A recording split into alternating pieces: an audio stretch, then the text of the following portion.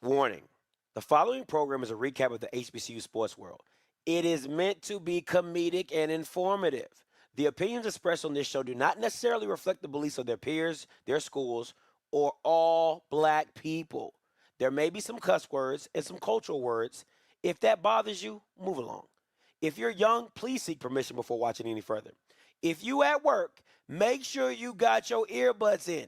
Don't blame us if you get fired. Thank you. The Outspoken Show. And P.S. Don't be so damn sensitive.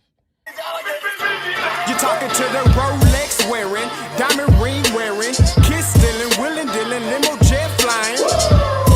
We Rick flaring on us, flaring on us. We Rick flaring on us. You talking to the Rolex wearing, diamond ring wearing, kiss stealing, willing dealing, limo jet flying. We Rick flaring on us, flaring on us. Jet, we Rick flaring on us, flaring on us. It's apparent these girls staring. I'm Rick flaring, gold across my chest. I'm fresh to death, I'm Paul Bearing, not at all scary. One eye open like Betty Wops and find to these circles that's going in like a carry shot.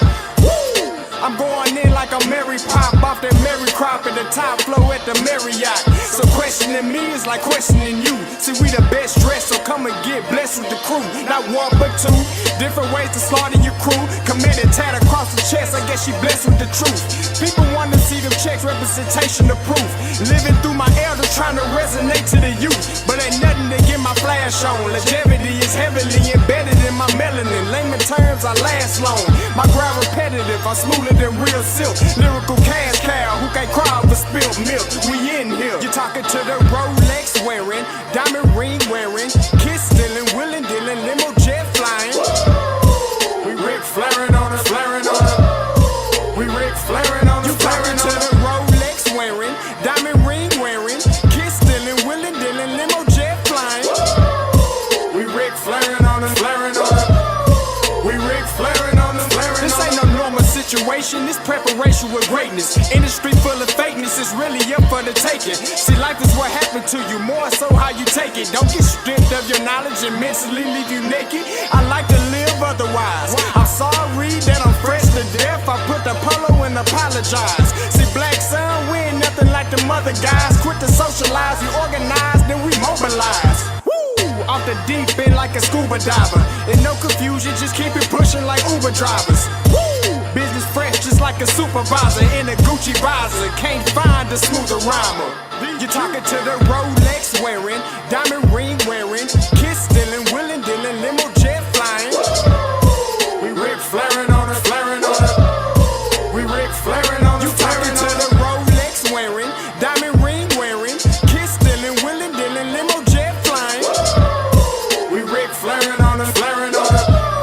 We Rick flaring on us, flaring on us.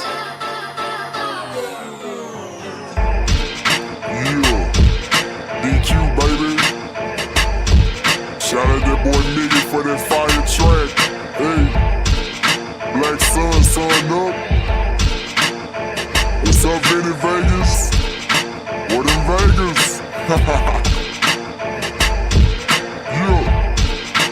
Shout out Pharaoh's Kids, D-Phase, yeah, Bubba C, yeah, Rick flaring on him, Rick flaring on him, Rick flaring on him, Rick flaring son up, baby. Hey yo, Scottay, we back. Appreciate you for reaching out. I'm like, hey, it's Outspoken. A lot changed, granted the concept we still hosting. Giving you the fix you need when on the screen. The veteran, Captain Petty, giving you medicine. Come tap in, you know Scott gon' do what he do. Might not want to hear it, but here go the hard truth. Perry about the numbers, regret if you're not fact-based. When you run your lane, the numbers seem like a statue. Wait. Hey, Scotty, man, I'm not feeling it. I don't think the people feeling it. Let me get in my bag a little bit, just showing what this Outspoken really about to be like. Outspoken, this is more than conjecture. These days they laying people off. So glad that we got our own. Hunger insatiable, made for you if you say you objective.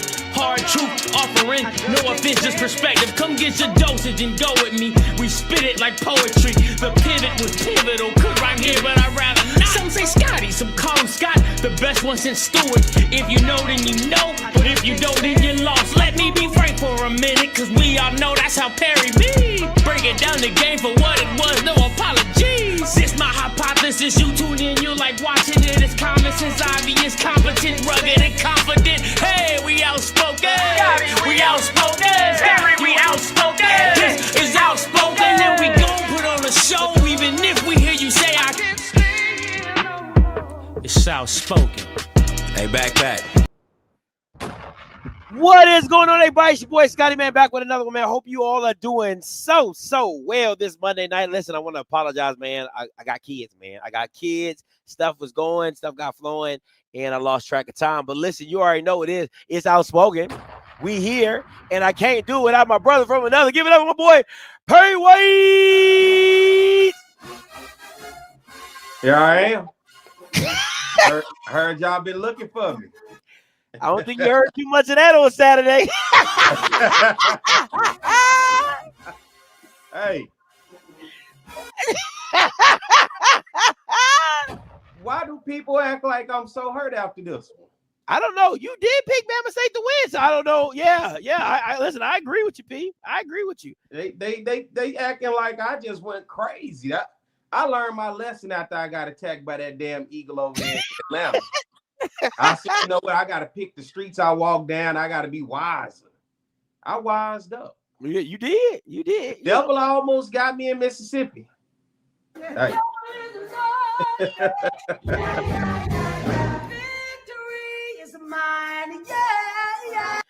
I almost had you. I had to fight the devil up off me. Hey. And then I saw the light and God talked to me. He said, son, start picking your choices. Make better choices. Make better choices. I made better choices last week. I like a damn good one. I don't know why people think, I don't know what's the problem tonight. What happened? Like, they must have watched last week's show. Couldn't have. They just assumed you picked Southern, and then they come in here expecting to see you in a full body cast when you won. I wised up. Show up. Yeah. I wised up. I even did it on the Jaguar Journal for the first time. Wow. Oh, goddamn. You went on the Jaguar Journal and picked Alabama State. I said, call me. I put it like this. I told everybody I'm picking Alabama State. If I'm wrong, I'll dedicate the next 2 hours of next week's show of people calling, telling me how dumb I am, how sorry I am with picking games. Hey, make me a liar. That's all I kept saying. Make me a liar. I will open the call lines for 2 hours of the show for people to trash me. I stood on business. Stood on it. Publicly. I said, if I'm wrong, I will allow everybody. Y'all can crucify me live on radio. This for you, P. This what you told him.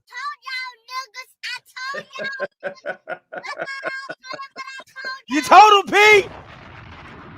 Can I get one for the one time? Can I get one for the one time? You already know. Can I? You took a picture with my man. Can I get one? Can I get one for the one time? I don't really know how to do it, but I'll try. Everybody!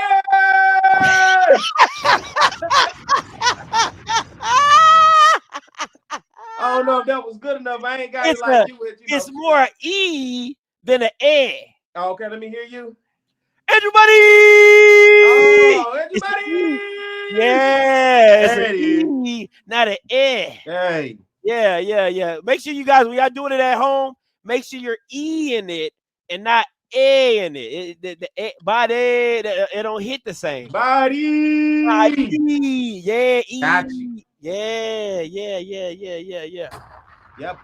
For the first time, I publicly went on the record, and I went against the Jags. But shit, look like you came out on the right side of that thing.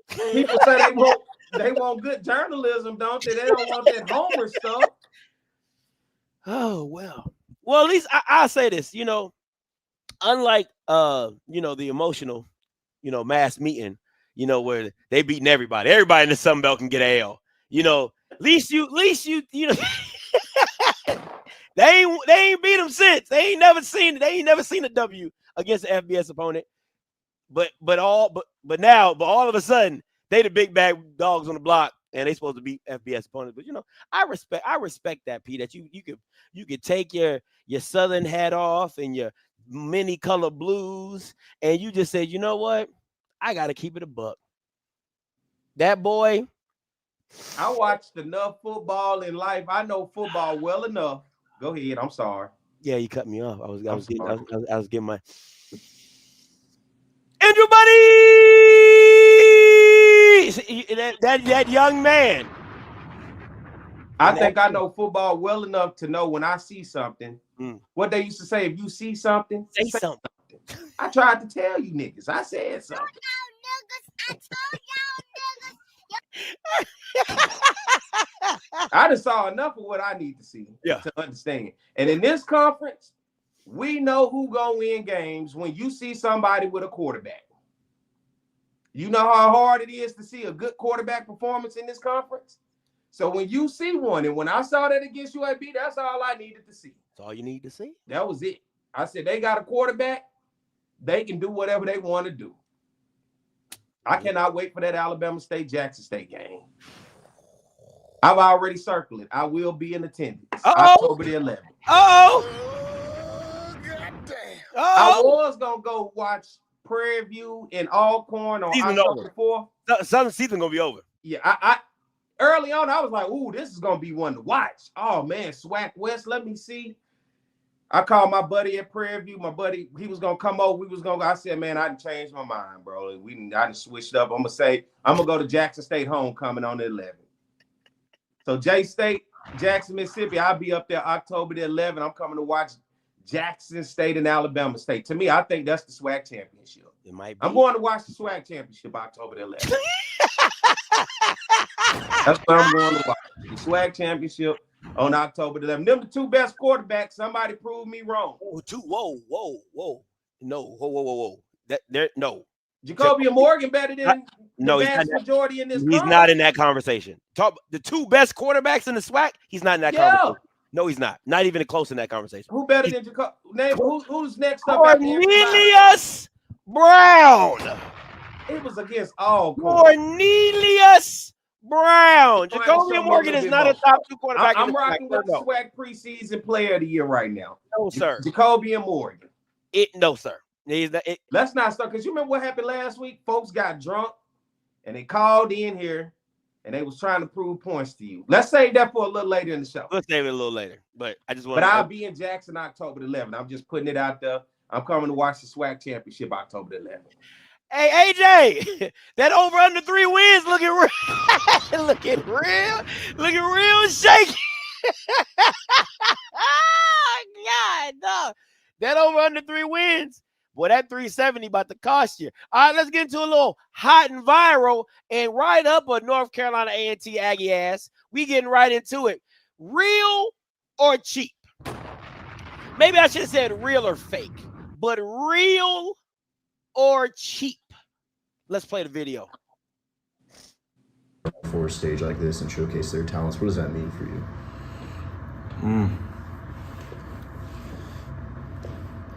Well, you know, we're glad that these kids got an opportunity to come out and play a Power 4 school and compete in a great environment. I mean, UCF does a great job at their games, and there was a lively atmosphere. But I mean, honestly, for our team, I don't think it's worth it. I think it's worth it. I mean, we got 60-plus points put on us, and we lost 3 quarterbacks. So, you know, for me, yeah, it was a good environment, great platform, but is that worth it? I don't know. For you as a coach, seeing 3 different quarterbacks, I mean, how do you respond to that adversity throughout the game? I mean, it is what it is. You know, it's always the next man up mentality, but, you know, I feel bad for any player who I see suffer an injury. And now we don't know how serious all the injuries are. Of course, you know, we got to get MRIs and all that stuff, but we had 2 dislocated elbows and a collarbone. So I know that ain't good. So, you know, I feel for those kids. But, you know, we got to move on. We got our first conference game next week. So we're going to get this out of our system and go back to work tomorrow. Here on a Power 4 stage. Now, Pete. Now, when I heard him talk, all I could hear was, That means the bitch got to drop on us. My back is against the wall. This is not a test. It's the real deal. Help me. Help me. Nigga. Help me. dog, that's when I heard this, dog, when I heard the press conference, that is all that was going through my mind was just help me, nigga. Like that's all I heard. That's all I heard. Now let me say this: the question is if it's real or cheap is this, right? What is the difference? And I just and Perry, the reason I'm asking you the question is you're very logical. That's why that's why I rock with you. What's the difference of them scheduling a D2 program, a VUL or a Lincoln at homecoming? They didn't do it this year, but I'm just saying, what's the difference between a program like A&T scheduling a VUL than a USEF, a Central Florida, scheduling an Aggie? Because to me, if he goes in there and he wins and he shocks the world, he's the best thing since sliced bread. If he goes in there and loses by 10 points, he's the best thing since sliced bread. But since they go in there, they lose 3 quarterbacks, and he comes out and gets 60 points put on him. Now I feel like he's like, oh, worries me. Oh, I should have never. I don't know why we do this. I don't know why. Push it faster, SA. Like I'm not understanding the logic behind it, because to me, you know what it is when it comes to these money games. And at the end of the day, your quarterbacks could have got hurt playing any game. It didn't have to be a Power 5 game. It's football, right? So, Perry, help me out. Is he being genuine, or is he just – I feel like he's crying, if I'm being honest, but that's just me. Yeah, he crying. I mean, he lost 3 quarterbacks. He gonna cry too. Oh, goddamn. Maybe he need to give Eddie Robinson Jr. a call and say, brother, how do you manage this? How do you do this? Because, listen, you had a program who scheduled these games before and actually won them. Remember when before your time, North Carolina A&T and Sam Washington beat Eastern Carolina. Yeah. They beat East Carolina.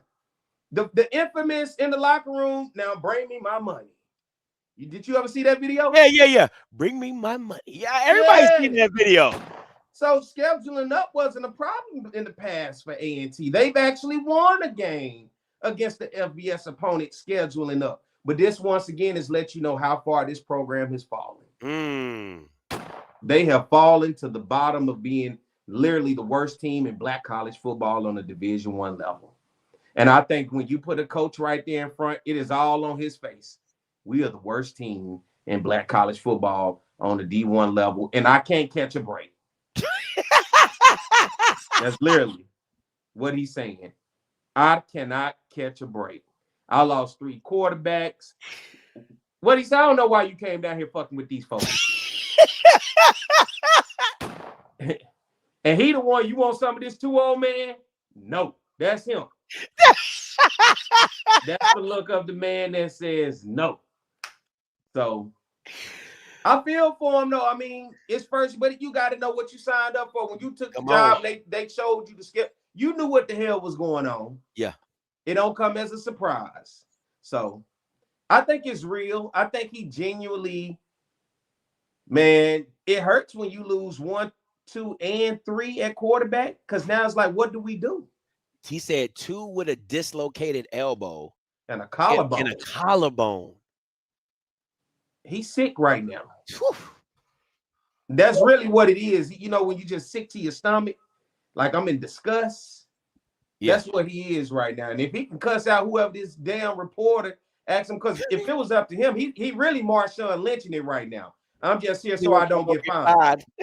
That's really what he's doing, because right now he really don't want to talk to no goddamn body. I mean, right now, leave me the fuck alone. But because he in the situation that he is, and you can tell by his responses, they're a little witty with a little edge to it. Yeah. Hey, like, fuck you want from me? But it's real. I feel for him, you know, any coach being put in that tough situation. But hey, call Eddie Robinson. He found a way through it. Facts. The man lost everybody, had to use a wide receiver. And was still going to work. Still putting in work. next man up. So I get it. Your team got broke up. That's the scary thing about playing these games, you know, and having to go deal with that. I mean, Grambling just played Ohio State. Yeah, they lost a few players too. Yeah, they Yeah. lost a few. Yeah. South Carolina State just played South Carolina. And they were going blow for blow. Blow for blow. It comes with the territory, man, you know, and, you know, you recruit guys who say they wish they could play up at that level. Absolutely. You know, but I feel for them at the end of the day. No, as just no coach want to be in that situation. When you tell me I lost all 3 damn quarterbacks, you know, it's like, really, where do I go from here? But hey, it ain't over. My thing is, this is my thing. Was it? I didn't watch the game, but the question is was it the O-line or was it the quarterbacks, right? Because it's a situation to where, well, they just holding the ball too long, they try to scramble, get out, got hit, whatever, or could you just not block for them? You know what I'm saying? Was that one of the situations? Well, I don't know. I didn't watch the game, so I can't particularly tell you one way or the other. But at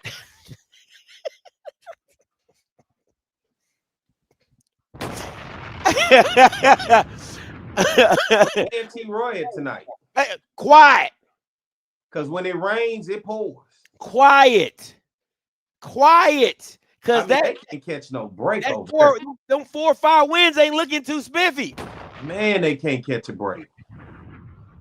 That's all I'm saying. So again, that means the bitch got to drop on us. My back is against the wall. This is not a test. It's the real deal. Help me. Help me. Nigga. Hey, coach, show me what kind of coach you are through adversity. Facts. Are you gonna come into practice just you know, wanting everybody to feel sorry for you? Yeah. Or are you gonna sit down and y'all gonna draw up a game plan of what you got and what we can do to work with it? Wildcat, I keep seeing the Wildcat. Hey, I love the Wildcat. Go work it out. Yeah, go figure it out. Go figure it out. You got enough playmakers, boy. You better get the triple option going. We got shuffle. YouTube will teach you anything these days. You better watch YouTube University and learn how to run whatever. I don't know what you need to do, but goddamn, make some calls, man. It ain't over. But you're going to have to come on with it. That's why you get paid the money you get paid. You're supposed to be a problem solver. He said somebody pull up NCAT schedule. Let me pull the schedule. That's usually P's line. Pull the schedule up. Oh, they beat me to it tonight because I didn't care. I ain't have them winning nothing on it. They got Hampton this week. Oh, yeah, they do. You're right. All right, so real quick, I'm about to put the schedule up, P. And you tell me when you see a win. Ain't no D2 schools on there. Ain't no D2 schools on there. All right, let me get this up. And already 0-2. Shoot. Owen. What kind of losing streak are they on dating back to last year? Oof. Like they haven't won a game in a while, have they? It's like October or September of last. It's been like a year, isn't it? They on a mean streak now. They on a mean streak. So they lost to Tennessee State. They 68. God dog. Got Hampton. That's an L. That's an L. Listen, you know that. Let me tell y'all, watch out for them damn Eagles, boy. Hey, watch out for them Eagles. You're going to get beat up. Boy, when they come around that corner, it's going to be nasty. Yeah. That's an L. That damn sure is an L. That's an L. Yeah. Campbell, if they get it together, Towson is an L. Stony Brook's an L. Monmouth is an L. Elon's an L. Yeah, that looks. Now somebody told me somebody said 3 to 4 wins. That's what somebody told me. I'm seeing 0-11. I got my stuff from we did that show somewhere. Because I think I had them going. I didn't have them winning a game. Oh, here it is. Let me see. What? The fact that you pulled this so close.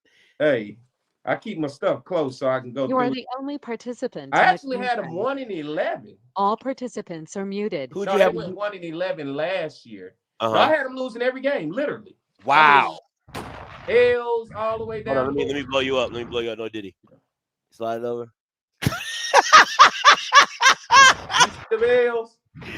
You got one, but you got one win on there. Now 1-11 was their record last year, and they went 0-8. Oh wow. But y'all got all L's. All L's. You ain't lying. All L's. Yeah, prediction is working out very well. Boy, you're looking like a genius. That's all I'm saying right now. You're looking like a genius. The devil is a what? The devil is a liar. I got them all L's, so I ain't making that up. Goodbye. Oh, that's who you sorry. hung up on? Nah, it was like a sharp buzz in my ear, so I had to let it go. Somebody call. See, somebody calling you, P. Yeah. All right, let's get. Go ahead. Yeah, I can hear you. I can hear you. I can see you. Yeah. All right, let's get into a little story time with Perry White. Talk to us, P. You know, when we started the show, I saw the comment section. Everybody was in shambles, speaking as though I had, I guess, picked Southern this week. And I know I'm the Southern guy, graduated from Southern. I love Southern to my core. But damn, I didn't realize it was going to be shambles of people thinking just because I picked another team one time in my life, now all of a sudden I ain't Southern. And it's bothering me, Scotty, because it's like, one time. And if I ain't Southern, Scotty, who the fuck is? Tell him, P. Southern if I ain't Southern. And I just wanted to know what the problem was with people out there, because I'm Southern through and through. Wait, I just wanted to let people know that. Just because, see, people, they want real, but then when you give them the real, they got a problem. I didn't want an Emmy Award fooling with Southern. Do y'all understand that? I didn't want an Emmy Award fooling with Southern. I graduated from Southern. For many of y'all, do y'all know I'm just recently was picked as 40 under 40 by the Southern University Alumni Federation? I just want y'all to know I'm still Southern. Do y'all know I've done research and work for Southern? Do y'all see that? That's the Thurgood Marshall Foundation. Do y'all know I was voted as one of the top students in the country of all HBCU students?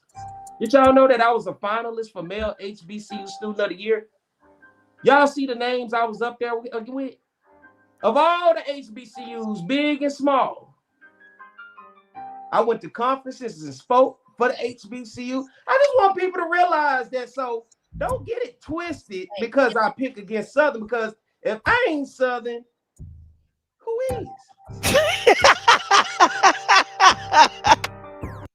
Oh man, I love it, P.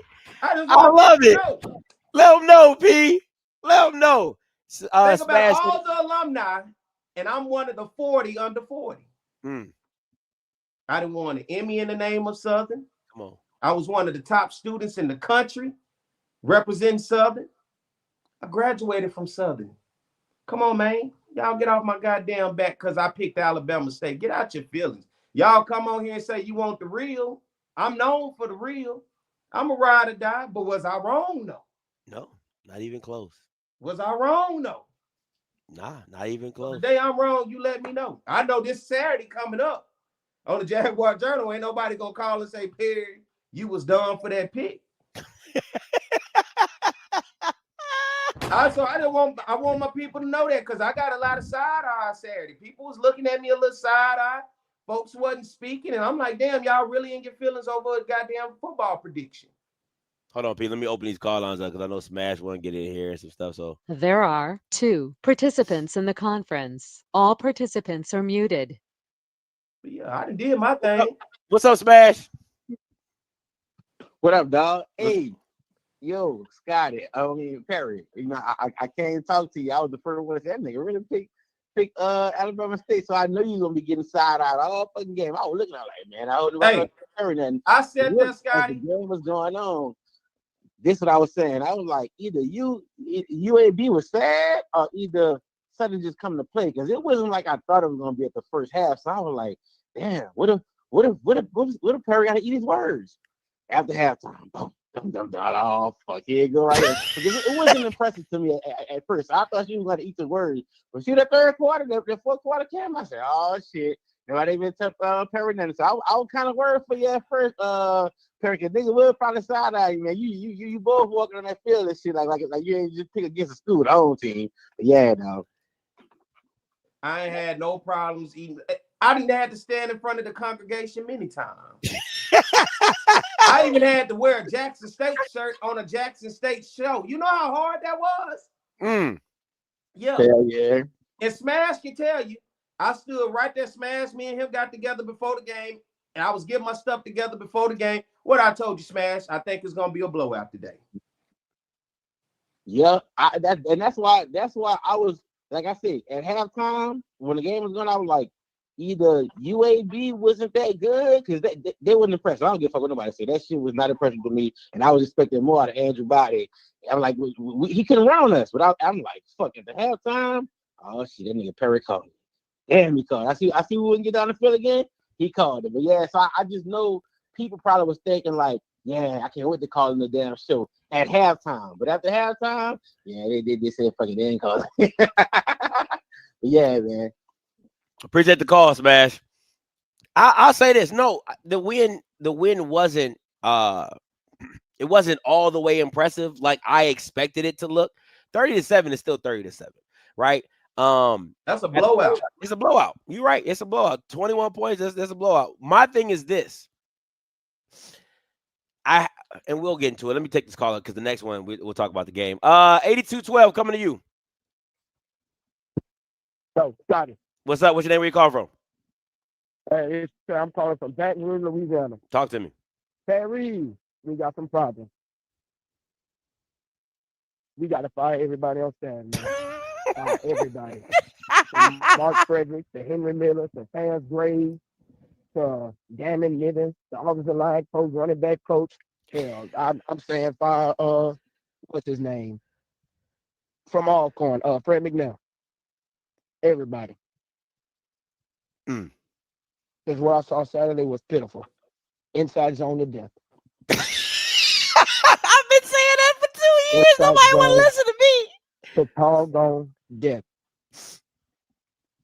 You know what happens? It was when the coaches, when people see me, because I be on spaces where people speak so freely and open about what they see, they take it out on me. Everybody looking at me side eye, everybody looking at me. I'm guilty by association. And I'm okay with that because at the end of the day, you know how many coaches have come and gone since I've been at Southern and I'm still here? I'm going to love Southern no matter what. And I'm not saying I want anybody to get fired, but it ain't on me to make that choice. It's on your job performance. And it's on the people. So as this guy right here speaking, man, speak your mind so they can hear how you feel being a Southern fan. Oh, no, I didn't text it, Tony. I didn't send emails. It has to get changed for us. We just going to be that average team forever. Average team Average forever. team that's going to beat Texas Southern in the nail bottom, lose to PV every other year, at home, lose to Jackson, and that average team. If you want to win a championship, you got to make a change. I agree. Let me ask you a question. Were you not entertained Saturday? Oh no, I was at the game. I watched every single minute of it. I'm saying, were you entertained or were you not? No, not at all. I'll say this. The one positive thing I'll take from that game is that Cameron McCoy can throw a deep ball. And that's the only positive thing I can take from this season. I'm sorry, not that game, this season. That's the only positive thing. That's the only positive thing. There's been nothing good on Kelby Givens. Kelby Givens had himself a game. I'll say that. All right, man. Appreciate the call. If 8572, it got to be about Southern. Hey, calling you live. Oh man, what's going on, man? Scotty, what's up, Perry? Hey man, my question is: would Graves go back on the coach's corner, man, and face Mr. Coach Cole, man? Because Coach Cole saw from days out that they basically needed some help, man. I don't know, man, Perry. I'm praying for you, brother. I'm praying for you. Hey, but I got one thing for you before I go, Scotty. What's up? They said, man, that Grambling lost 14 players in that game at Ohio State. I didn't see I 14. take it offline. They Okay. said 14 dudes. My boy's son go down there to play at Grambling. He said 14 guys got knocked out. Oh wow, I didn't know that. No, I thought it was just Yeah, man. yeah. Man, I know you ain't. I know you don't. You still got to be about Southern, but man, these money games, I don't know, man. It really working. I'll holler at y'all. All right, bro. Appreciate it. Damn, 14. I ain't hear that. All right, KP, coming to you. I know this Southern. What's up, KP? Wow, what up, boy? What up, baby? What's goody? Man, can't call it, man. Let me run it real quick. What's up here? What's down? Look, man, I'ma just be real. So these are things Southern faces coming down the pipe. I'm a Southernite, so I gotta bring it to you. Graves job is saved when the quarterback one for Southern comes back. McCoy plays next game. We gotta bye. So that gives the quarterback one for Southern time to recover. Jackson haven't seen this quarterback. And remember, nobody has beaten this quarterback from last season. So, and you got to remember, Southern plays Jackson tough. Second half is the only time Jackson has beaten Southern. Every game up until the first time Dion played, we was winning that game in the first half. So I got confidence that we just need a competent quarterback to make the plays. Defense should step up. They at home. They're gonna play like game busters. Graves' job on the line. Jackson State will be Graves' Super Bowl. He knows coming into that game, if he loses, he pretty much is out the door. So he probably gonna throw the whole book, the whole thing, and let it go. Now, I say this too. If Southern does lose, let McNair finish it out. After that, you got to get a search team. You got to go out there and get Teddy P. You got to go out there and get somebody outside the conference. You got to go get somebody that's white. And you got to start the salary at 180. If they starting at 250 and we recycling coaches, I'm not even about to go watch Southern. I'm not about to go watch that trash. 180, put some incentives in the contract. Make sure you have a clause if he want to move up, big school want to get him, they got to pay you to get the coach. And that's where we keep the money going. Then we hire another coach with the money that the big school pay us, and we keep this train rolling. That's the outlook I think Southern should go by. Quarterback, I can't remember the quarterback one name. I don't know if it's Jalen Woods. I can't remember the Jalen Woods. When he comes back, against Jackson, I don't even think McCoy going to touch the field at quarterback at all. So I'm not even worried about seeing McCoy at quarterback in that game. He might play a receiver, special package, whatever, but he's not going to play no full 60 minutes. If he does, Graves coming into that game is fired. So he's going to have to roll the dice. It's kind of like, I don't know if Perry might hear Southern night. He might remember. Remember, Odoms was in this same predicament. He had Skelton as quarterback 3 on the bench, and he was going into that Prairie View game on the road, and that boy Skelton came in 2018 and just lit the scoreboard up, and that saved Odom's job. It's the same setup.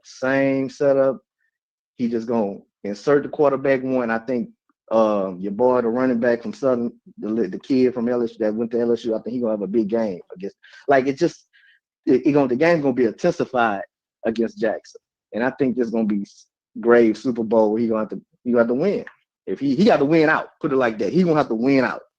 And I think when he gets his quarterback, he has no excuses now. Because I think the only reason why he ain't got to let go is because he ain't got his quarterback one. So once his quarterback comes back after that New Mexico game or whatever, we get that bye, everybody get healthy. He lose that first one, he out. So y'all can just pick it there, man. I just want to hear y'all opinion on that. All right, KP. Appreciate the call, Brody. Let me say this. Ain't no damn Skelton on this team. Skelton at least had 3 touchdowns for you. Anyway, he got it. He gonna give you 3. We got 3 that by himself. People didn't like it, but I say you sure do miss it, don't you? Because it's hard to get 7 points these days. Think about it when you look at us, and I remember you was on me when we was on Lionel's show, and you talked about Southern's record versus team above 500. Winning record. Yeah. Every time we seem to play the FAMU, the Jackson State, even with North Carolina Central, don't blowouts seem to ensue? Yeah. We got goose egg against Jackson and Texas Southern. Texas Southern with Andrew Body beat us 24-0. Yeah. Well, I forgot the score to Jackson. Was it like 30-0? 30-0. Offenses has been hard to come by. And I will say this. Southern's defense does enough to keep Southern in the games to where if the offense could ever get anything going, it'll match up. It can match up. But Southern's defense does everything and then falls short, and then eventually the offense of the other team chips away. They get the big play they've been looking for here. They get the big play they've been looking for there, and you will look up and the score go from 7-7, 7-6. Then at halftime, mid-third quarter, you run to the store and come back, and you're like, what the hell happened? And that's why I say with this Southern team, it ain't no in-between. They either going to play close games, like what we saw last year against the teams that just seem to be this, yeah, or against the better teams, it's blowouts. And they just can't keep up. And Southern, with the run game that they have, the inside, Southern is not a come-from-behind team. Not against good teams. It's just not that. And that's my opinion. And I mean, I think the proof is in the pudding, wouldn't you say? I definitely do, and let's talk about that. What happened to that boy? What happened to that boy? He was talking. They put a clap into that boy, was it? What happened to that boy? Hey, what happened to that boy? Let me say this, right? I'm gonna make it very, very clear for me in my product. The first half, I said this with my boy Zoe yesterday. The first half, you had to give it up to what's the defensive coordinator's name? Henry Miller. Got to give it to Henry Miller. He came with a 5-man front that you guys haven't ran all season, and really focused on keeping Andrew in the pocket and making sure he didn't get loose with his feet. The O-line had some problems picking up that 5-man front. Kelby Gibbs got off in the first half. It was a really good game plan. But just like you said, if the offense isn't doing anything in that time where we're stifling them, because think about it. I just want people to think about it like this. If Southern comes out with 14 to 10 points in that first half, it's a different game. It's 10-3, 14-3. You had enough time and enough opportunities to make a run at some point in time because the defense was doing what it's doing, and it needed an adjustment at halftime for Andrew and them to come out with a good game plan, right? Scott, put it in perspective to your point. Go back to the North Carolina Central game. In the first half, Southern did everything they could to contain North Carolina Central. It was like 10-10, wasn't it? Or 17-10 or something like that. Let's go back to last year in the SWAC championship game. First half. Southern did everything they did to do everything they could do to contain Jackson State. Yeah. Every time what happens, Southern falls apart in the second half. And everybody talks about this. Southern is not a second half team. Southern struggles to, I think last year Southern maybe in one time the entire season scored a touchdown in the first quarter. So think about it. It is tough to put up points. Your defense is doing everything, but then if your offense can't do nothing, when the good teams go into halftime and make their adjustments, then what can you do? And it has happened against North Carolina Central. In the first half, we played well. They took off on us in the second half. It happened in the SWAC championship last year. We played well in the first half. They took off on us in the second half. It happened against Alabama State. We played great in the first half. They took off on it. That's what I'm telling people. I grew up doing the scientific method. And for those who don't know the scientific method, try to do a science project in your life. When you look at the data, you form a hypothesis, you analyze the data, and then when you get done with the data, you look at your results. Well, my hypothesis was Southern is going to go all the way. But then when I get to looking at the data is there because we've had the coaches. Look at the track record of the coaches. Look what happens against certain teams who can match them talent for talent, and watch what happens in the second half. Look what happened when you find those teams who they're about right on par for or just a little bit less than them, they go back and forth with them. And that has been the trajectory of Southern since this staff has been together. So I'm not making it up. It is literally there. Just go back and look at last season. Go back and look at the season Dooley got fired. Go back and look at Dooley's first year. Yeah. It's literally the same trend. It's the data. I can't make the data up. I'm just analyzing the data, and we're looking at the results of it. And every time you're going to see it against those teams who are above 500, the better teams, you see what happens with Southern. The first half is always close. The second half, it gets out of hand. Everybody else, they go back and forward, and the ball bounce just so happened in the right way of Southern. When the Alcorns, the Prairie Views, the UAPBs, the Mississippi Valley, now looking at that Valley game, that's a totally different way I'm looking at it, considering what Valley happened to them against Arlington State. Yeah. In my opinion, that's what Southern should have went on the road and did to Mississippi Valley if that was the championship contender team, correct? Absolutely. And then you put them against teams who we look at in the possibility of championship contenders this year. North Carolina Central and Alabama State. 31-14, 30-7. That's tough, Pete. Now you're making a great point. And you're not seeing the championship moxie, right? Of making it a game. At least making it a game. Like that's half the point. Is like if I'm a contender, I make it a game, right? Like again, going back to Alabama State versus Jackson last year. That showed you how much of a contender Alabama State was, that even though they didn't have their starting quarterbacks, they still made it a competition. And that's the thing for me, is that you're not seeing enough talent enough to elevate the team to just be in contention. Because again, and we can say it how you feel about it, Southern's defense isn't elite. It is not. An elite defense keeps you in a game. Doesn't matter that you can't score. The defense is so good that they say, okay, they're not going to score. So it becomes where a battle of wheels, and then whoever makes that one play, you're like, damn, they made that one play. Got us, right? But that's not what Southern's team has looked like. It seems like it's like Southern's defense is like a woman trying to hold on to a pit bull, and she can only hold it for so long before she has to let it go, because it's just that's all I got for you.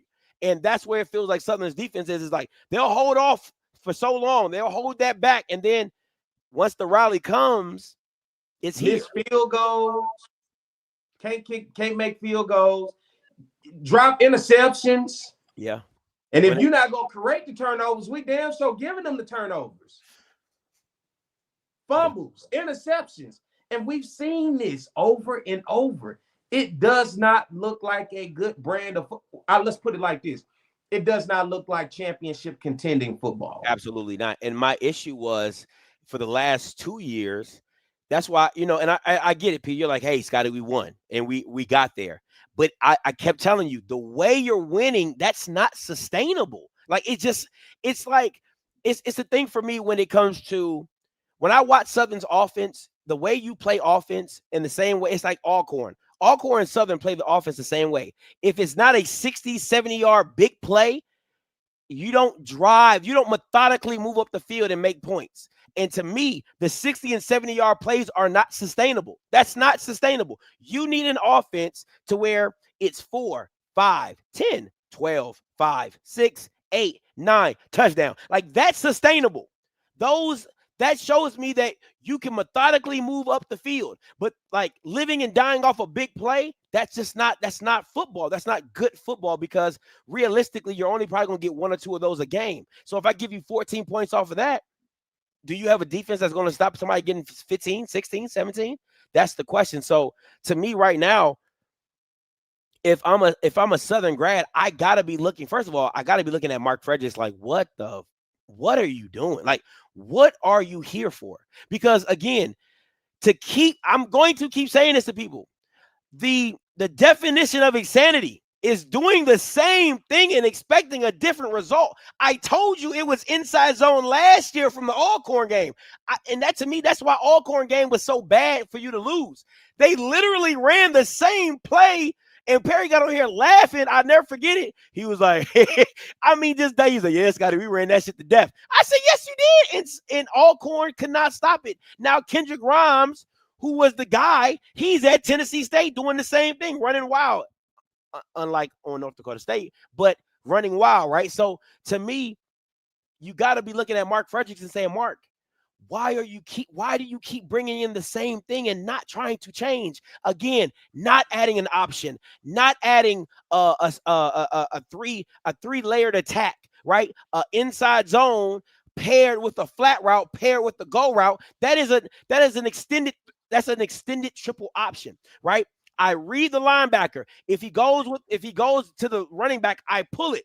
If the corner sits, I throw it over his head. If the corner bails, I hit the flat. That's an extended 3-yard. That's an extended triple option. Why is that not a part of the game? I don't understand it. It just doesn't make any sense to me. And going back to the Prairie View, went to the SWAC championship when they had to play against FAMU, and they had Conley. I was talking to my boy at Prairie View and some people with Prairie View. It's a mirror image of what was happening at Prairie View that year. Right. Diving right into FAMU's defense, and the front seven was the strength of the defense. I said, that doesn't make any sense. It can finesse, and that's the crazy thing about it. In real life, can finesse the SWAC West. That's what's crazy about it. Yeah. It has been working to finesse the SWAC West. Yeah. It's just when you get against the upper echelon of championship contended teams is when it really gets ugly. It cannot sustain when you get there, but it's crazy how it has finessed the SWAC West. He's won 2 SWAC Western Division titles off of that.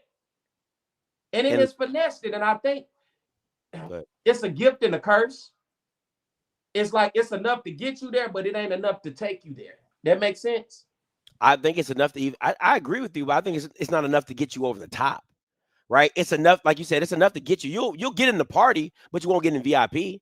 You know what I'm saying? Like, you're in the party. That's the crazy thing. Southern might finesse the SWAC West off that shit. You might. You really might. Now, I'm gonna say this about what KP said.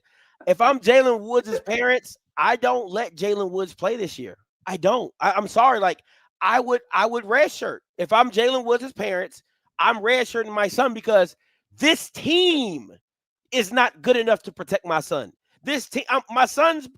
If he gets to if you play Fresno, you'll be 1-4. Then Jackson, I damn sure is not coming back for Jackson because I haven't probably practiced or I haven't been hit since Valley.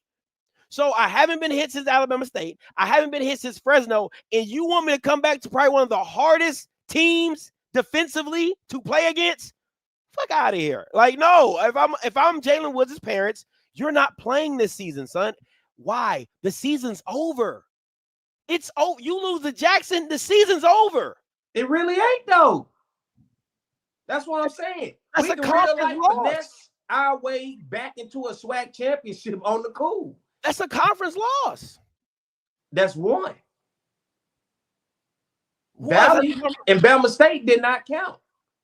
So at that point, we'll just be 0-1, but we had not even played a SWAC West team yet. That's why I'm telling you how crazy this is, Scotty. That even the way we're looking at this and how bad it is right now, that Southern can real life finesse themselves. It the same way started last year. It's a mirror image of last year. Got our ass whooped the Nichols. Got our ass whooped by Jackson State. We lost on the road to McNeese. We beat Savannah State. And then all of a sudden, here's the luck started on the road at Prairie View. Here's the luck started on the road at Texas Southern. Here's the luck at home against Alcorn. And these teams got beat, guess what? The same damn thing. Yeah. So that's what I'm saying. It's still in front of us. It may not be the way we want it to be there, but it's literally still there, and it can finesse them. That's the crazy part. That's the part I think that's going to drive people crazy. Like, y'all really let Southern finesse y'all to get back there again? But we just know what it looked like against the championship contended teams. It can't finesse championship contended teams because we don't play all 3 phases of the game to make up for it. At least Alabama State could play some damn good. And going back to last year, defense and adding in some our special teams is atrocious. So we're not getting any added excitement or extra help getting points on the board from kick returns, punt returns, field goals. So that's the hard way. Defense dropping all the passes in the world, the interceptions in the world. So it ain't like we getting turnovers that's turning into points from defense. So we real life relying on offense to get on the board. And the offense is crazy. And people, you're going to say I'm crazy, but they real life can finesse the SWAC West. And that's just the testament of how I said how bad things have been so far. That's Look at Texas Southern and PV. Although it was a close game, it was not a great game at all. Was you blown away? Was it anybody that stood out to you from that game? If I'm being honest, I think Texas. I still think Texas Southern was the better team. If I'm being completely honest. Was it when everybody watched Alabama State against UAB? It was like no doubt about it, Andrew Biden. Yeah. When you're watching Jackson State, Amaya Miller stands out, no doubt about it. Yeah, the running backs really do. Yeah, they really. When you watch Texas Southern and PV, was it anything truly stood out besides the two names and the two coaches? Nah, not really. His Grambling. I like the running back. That running back was really nice. Played Langston and Ohio State, but it's nothing that stood out from them. Nothing. Yeah, nothing. It's nothing that stood out from Alcorn. It's nothing that stood out from Pine Bluff. It's real life wide open, and that's the crazy thing about it. When you really, the SWAC East is what it is right now. The SWAC East with Jackson and Alabama State, the standard. I think FAMU is falling below that standard right now. I agree. But at the end of the day, looking at the SWAC West, it's not like you're looking at the SWAC West and you're saying that's a championship contender team. You're looking at the SWAC West like, shit, flip a coin. Yeah, whoever. Yeah, running backs from Alcorn are look good, but I listen. At the end of the day, I agree with you, and I think for the same thing, it's nobody for y'all really stands out. You know, like around. You know, outside of Trey Holly, offensively, it's just like, ooh, you know what I'm saying? And watching Cam he just be running. Just did you see that last drive against Bama State? I said, damn, boy, we bad. Hey. Oh boy, hey boy, it just looked bad. I mean, it was like we got nothing. And I was talking to somebody, and they was trying to compare him to. I said, he is no Skelton. No, do not put Cam McCoy and Skelton in the same sentence. He is faster than Skelton. But he does not have he's not as dog impactful. in him like he's not impactful like Skelton was. No. Yeah, I agree. Totally agree. Let's move on. He's just a dog running off the leash is what he is. Perry got me. When that dog get off the leash, it's just like he don't got no direction. He's just out there. I'm free. I'm free. Yeah, tongue hanging, tongue wagging, tail wagging, tongue hanging. Perry got me in week 2. I tried to take some risks, man, and they closed, but no cigar. Closed, but no cigar. Learn your lesson, buddy. I had to learn my lesson. I'm not just trying to get the ribbon this week. No, because it's the overall ribbon. That man, you put that ribbon on yourself last week and the week before. I can show you because you know I got the slides. Nope. I got the slides right here, Bucko. Let me get these slides up just so I can show you last week. Oh yeah, you right. Who got a ribbon? My bad. That's you right. Oh no. Listen. I was right. Oh, okay, yeah, I did it for both of them. My bad. My bad. Get my damn ribbon, man. My bad. Yeah. I deserve a ribbon. I thought it was just for the overall. My bad. All right. Go back to the today's. Let me get my shine on. Blow me up. Yeah. There you go. No, with my winnings, with my 10-1 record. Oh yeah, there you go. There you go. Hey man, follow your heart, folks. Follow your heart. And when your heart tells you something, there's gonna be people who look at you and tell you you crazy, you a fool, how you gonna go against the grain? Follow your heart. Okay? That's what I did this week. Now put it overall. Go to the overall. Oh, my bad. Yeah, my bad. I'm back in this thing. I'm back in this thing. Yeah. Ain't too shabby, huh?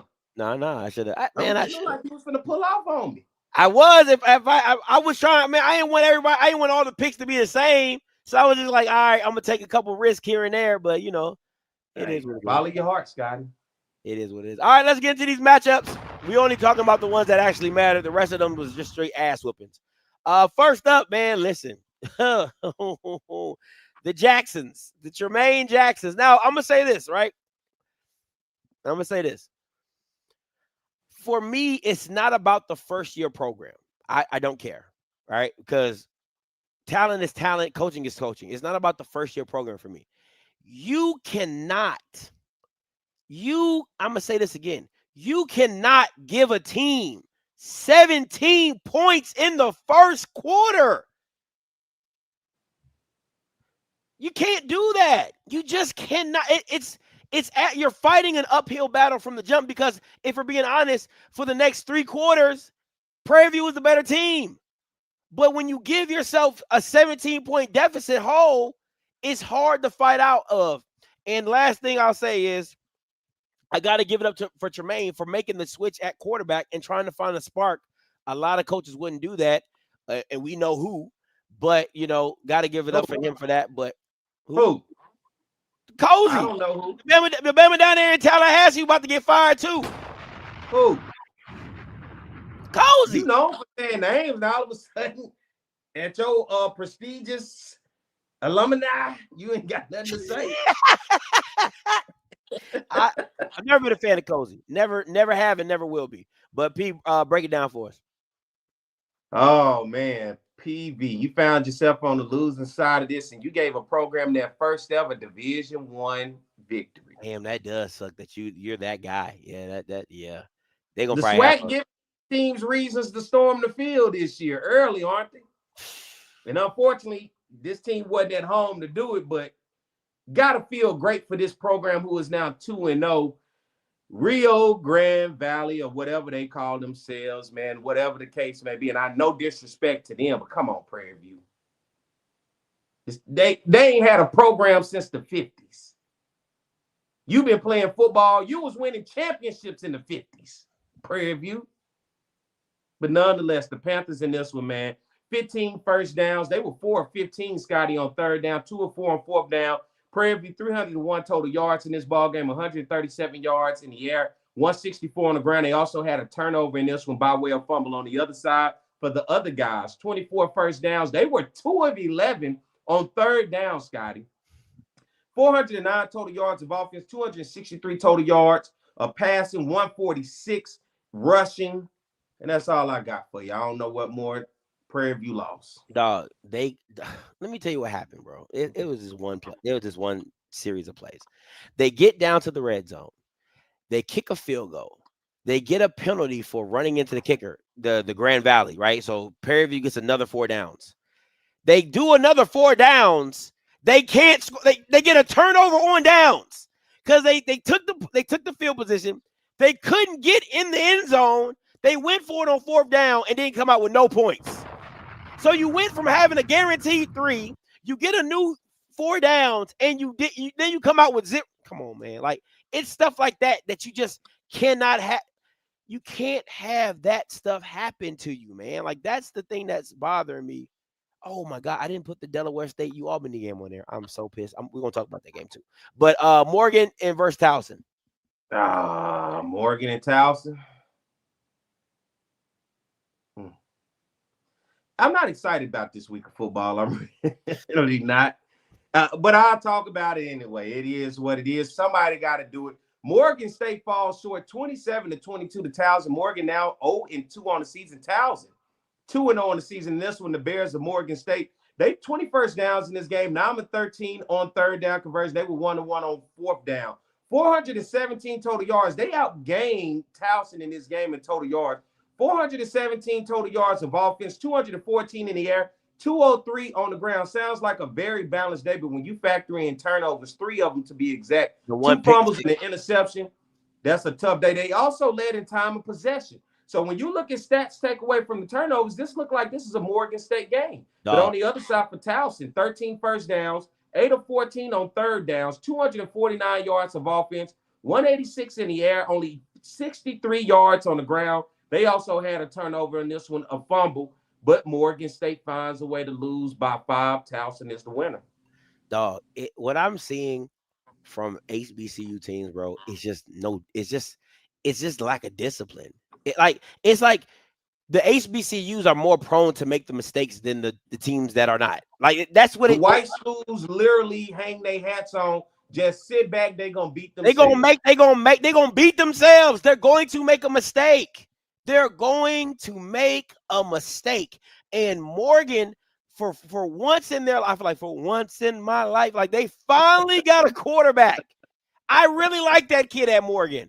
But God damn, the pick 6 he threw was so bad. It's so, like, I don't understand how that quarterbacks like you can't always what's wrong with throwing the ball away? Like you can't always try to make a play. And what happens is this. It's like it's always in the worst situations. It's not like you're dropping back. They got 1 foot, like somebody's hanging off your leg, somebody's pulling you down, and you still want to try to make the pass.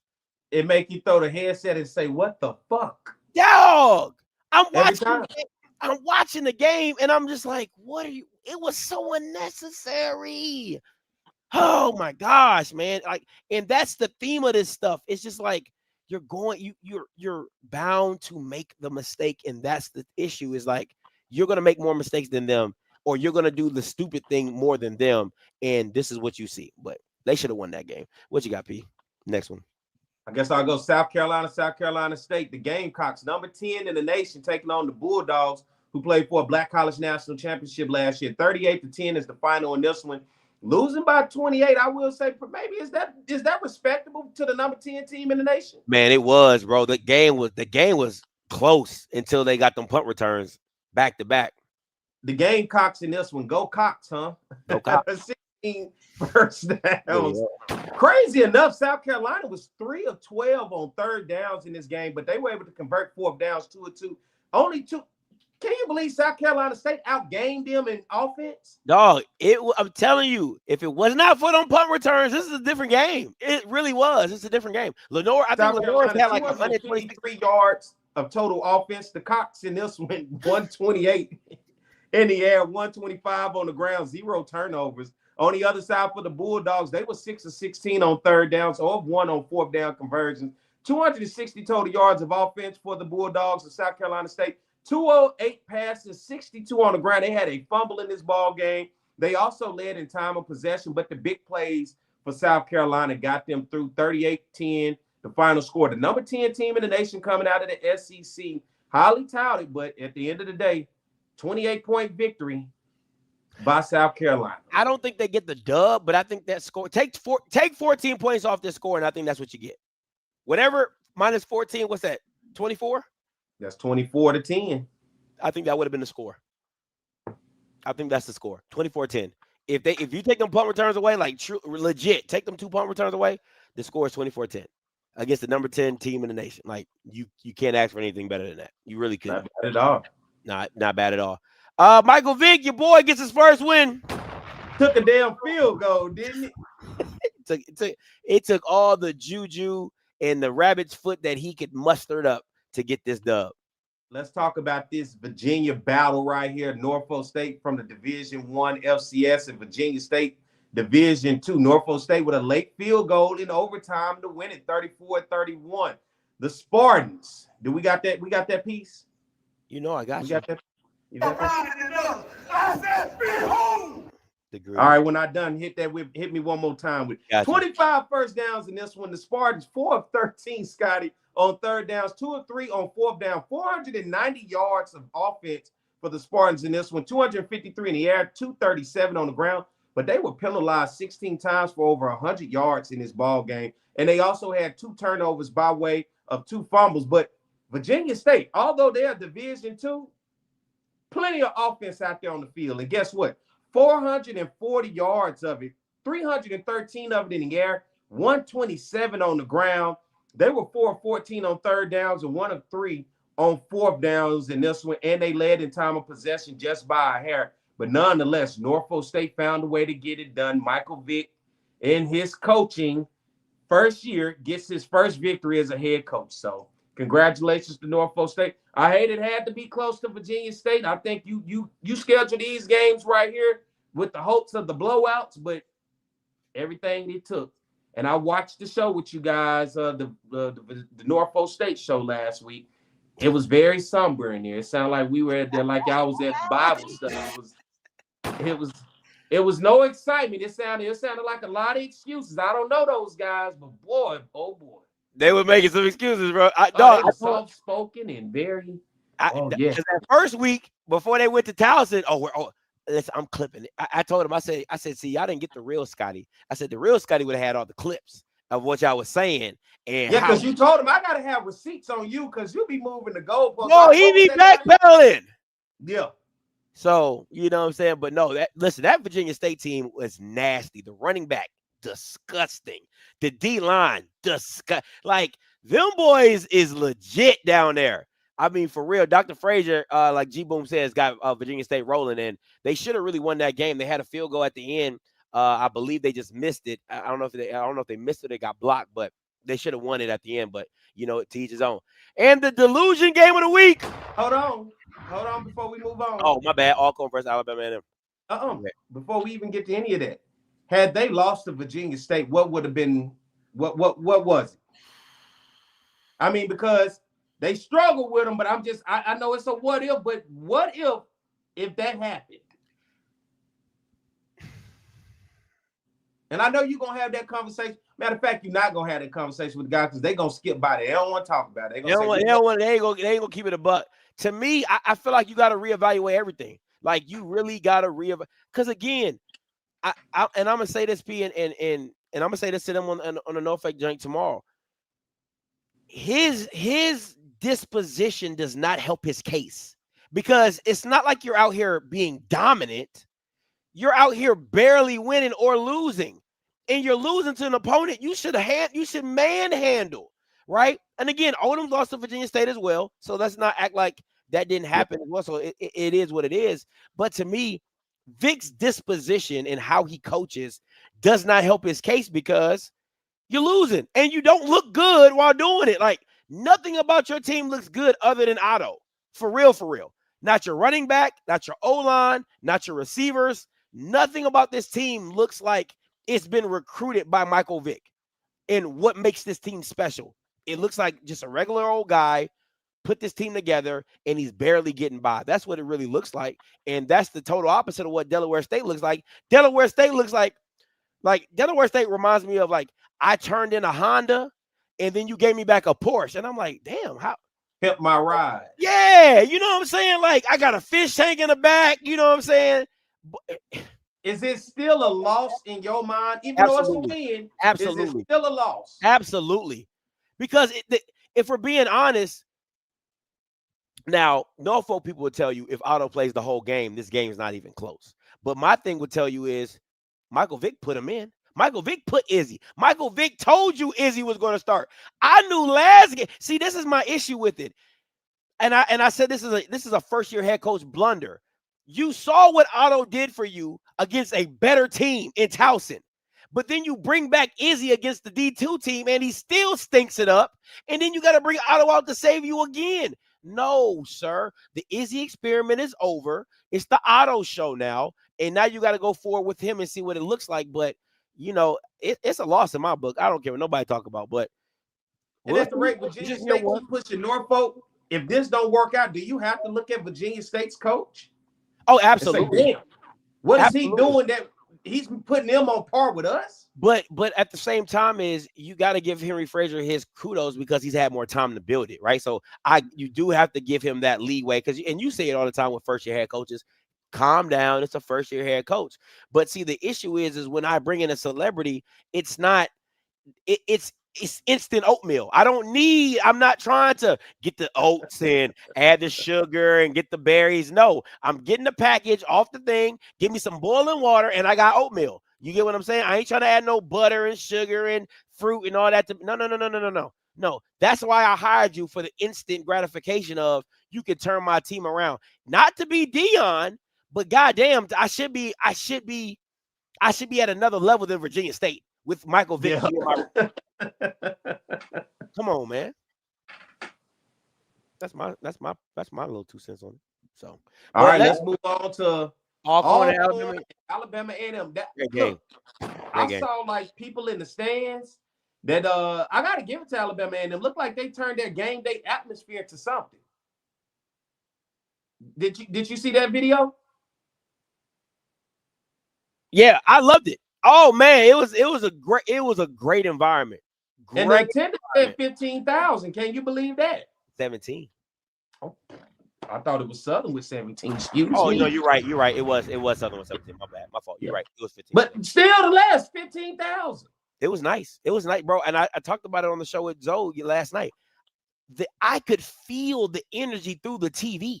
Like, it was really good. It was really like that, P. And again, and I said it last night, I have never, in my 4 years of covering HBCU football, I've never heard anybody say to Alabama A&M and his band, can you please stop playing while Alcorn has the ball? I've never heard anybody say that to A&M's band.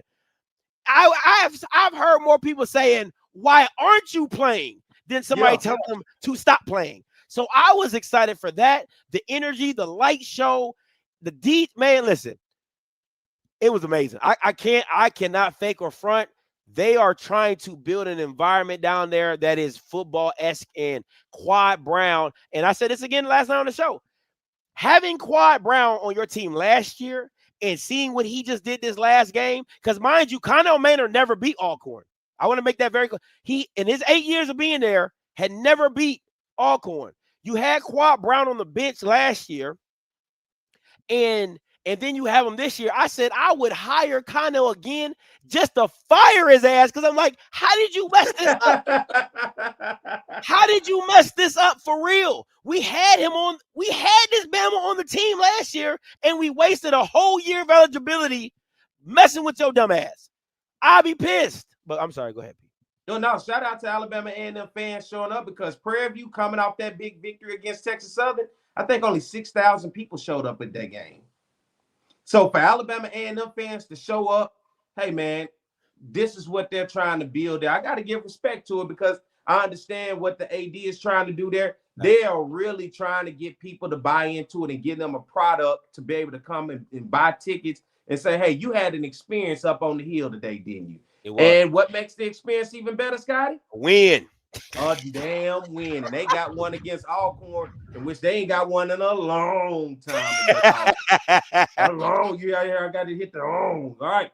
41-31 is the final score in this one. The Bulldogs of Alabama A&M, 23 first downs in this one, 8 of 14 on third downs. They went 452 total yards of offense, 260 in the air, 192 on the ground. They're going to get down on the penalties a little bit. 10 penalties for over 100 yards. They also had a turnover in this one by way of a fumble. On the other side for the Braves, they were 4 of 12 on third down, Scotty, and 1 of 3 on fourth downs. 354 total yards of offense, 168 yards in the air, and 186 on the ground. They also had a turnover by way of a fumble. They led the time of possession just by a hair. But nonetheless, Alabama A&M with a 10-point victory at home to give the fans something to cheer about up there in Huntsville to start off the season 1-0. Was this a conference game?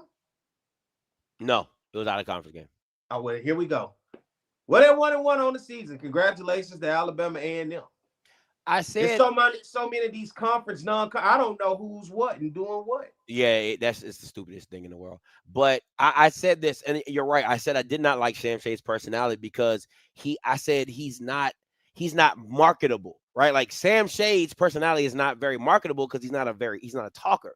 But I also like said introduction press conference. Yeah, I didn't like that. I didn't like it because he's not very marketable as a coach because he doesn't have the moxie to be like a Tremaine. Like Tremaine's very marketable, right? He just is. Facts are facts, right? But I did say he's a football guy, and people I've talked to say he's a great man and he's a great football coach. So again, just because you're not marketable in one area, again, like Michael Vick's disposition and doesn't make him a very likable guy because when you see him on the sideline, you're like, damn. But if he was winning, what could people say? They'd be like, hey, it works. It's the same thing with Bill Belichick. It's all good. You can stand there and be all this. You can be mean to reporters. You can be a dick. You can be all these bad things if you're winning. But if you're losing, it gets to people because it's like, why are you acting like that and you're not that good, right? So with Sam Shade turning that program around and actually getting some dubs, yes, it makes the program marketable. It makes him marketable because he gets the wins, but you got to understand this is entertainment. And at the end of the day, the Lane Kiffins of the world, the Shane Beamers of the world, the Kirby Smarts of the world, guys who are in the media, guys who speak up, guys who say things, right? they end up being more marketable because when I bring you to my program, it makes it a lightning rod that people want to know what's going on there. Yes, I don't think A&M fans have that type of humor about themselves, though. They're a little dry. So I think it may not be the coach that they're looking for to give them that. It's just simply, if you win games, you got us. Because like Fred McNair. Perfect example. Fred McNair is a perfect example. Yeah. Win games. Because win games. Fred just ain't the guy you're going to sit down and he's going to entertain you by saying things. He is a man of very few words. You know. But when you win in back-to-back SWAC East champions, when you win in back-to-back SWAC championships, when you go into multiple celebration bowls, you like, hey, give me the man a few words. I just want to keep winning. All the times they used to show Fred McNair on the sideline at Alcorn, I don't even think he ever talked. He just chewed gum and watched the game. Didn't it look like that? With the calmest demeanor ever. That was it. That's it. That's it. In one games. I bet G miss it now. Hey. Say something to G, because they losing to everybody. They losing. They done gave a team their first win in 1,000 days. They done lost to a team they ain't beat. Shit. A&M ain't beat these folks since when? G was a young man. 8 years ago, I was 26. Come on now. That's crazy. This what you wanted, G? We got our guy. Scotty, we got our guy. Scotty, we got our guy. Oh my goodness. That's how he sound. That's how he sound. They said since 2011. That's crazy. Crazy. Yo, guys giving up the cookies, bro. They about to be on the jump off list while you keep playing. Alcorn fooling with you, huh? Who what? The Alcorn don't fool with you, huh? Nah, some people. No, Alcorn. I ain't got no issue with Alcorn people. Now the Golden Helm, they good. Not the people. I'm talking about. Oh yeah, man. Like the play callers. Listen, man. I'm actually cool with a couple of coaches on staff, but the thing for me is like I don't know why you mad at me when listen, bro. Focus on getting some wins. Like focus on getting these dubs, keeping your job because you about to be fired. Like, why you worried about me? Because the wrong way to find out about who Scotty is in this arena that we are in is when you lose and you talk about what you're losing. Oh boy, that's the worst way to find out who is Scotty. Who is this off-script guy y'all talking about? Oh man, you got to watch it, man. He was on y'all ass last night. For real. So listen, you got to call a spade, man. Like at the end of the day, y'all went. It's like this, man. Is you went out and found. This is how I feel about G in this situation. It's like you've been talking to this girl for a long time. Oh man, see this, see that. Oh man, if I ever got with her, you get with her, and it's not what you thought it was gonna be. She don't cook. She don't clean. She wearing the same panties from 2 days ago. Damn, bro. Yeah, you find out somebody when you move in with them. You know what I'm saying? So now you're over there looking like, so in public, you got to be like, this my girl. Like, yeah, this my girl. But at home, you be like, she just nasty as she want trifling. She just picked them panties up and look at them still and put them right back on. Like, God, dog. They still good. Nah. Oh my goodness. That's how it be. That's what they looking like right now. That's bad, though, boy. That's rough. Yeah. But hey, you got your girl. That was the one you wanted. All right, last one, the delusion game of the week. Jackson State versus Southern Miss. And ask what you call this game? The delusion game of the week. Oh boy, listen. 38-20 was the final score in this one. The Southern Miss Golden Eagles all over the Tigers of Jackson State. And this one, an 18-point victory. And this one, the Golden Eagles 4 of 11 on third down conversions, 363 total yards of offense. Scotty 224 passing, 139 on the ground. 0 turnovers for the Golden Eagles in this one. On the other side for the Tigers of Jackson State, 5 of 16 on third down conversion. They were 1-1 on fourth down. 322 total yards of offense, 131 in the air, 191 on the ground. 2 turnovers by way of interception. And And if you guys want some stats, I'll talk to you about it. Jacoby Morgan in this game, 14 of 27, 131 yards, no passing, no touchdowns, 1 interception. How about Travis Terrell Jr., 10 carries for 80 yards, and Ahmad Miller, 9 carries for 34 yards and a touchdown. And Denario Davenport, 8 carries for 33 yards. And Nate Rampart, 4 receptions for 64 yards in this ball game, man. Jackson State comes up short. But, hey, they played tough early on, I will say. They played tough early on, but Southern Miss just pulled away. Tough environment to have to go try to get a victory. Yep, and they lost like I said they would. Moving on. Let me take a couple of these callers. 7034 coming to you. 7034 coming to you. Hey, caller, you live. What's up, gentlemen? How's it going? Good. What's your name? Where you come from? This is Big Slim in Dallas, Texas. All right, talk to me, Big Slim. Hey, Perry. He listening? Hello? He listening? Yes, sir. Hey, did you go to Pine Bluff? Are y'all the Zebras? Yeah, Pine Bluff High.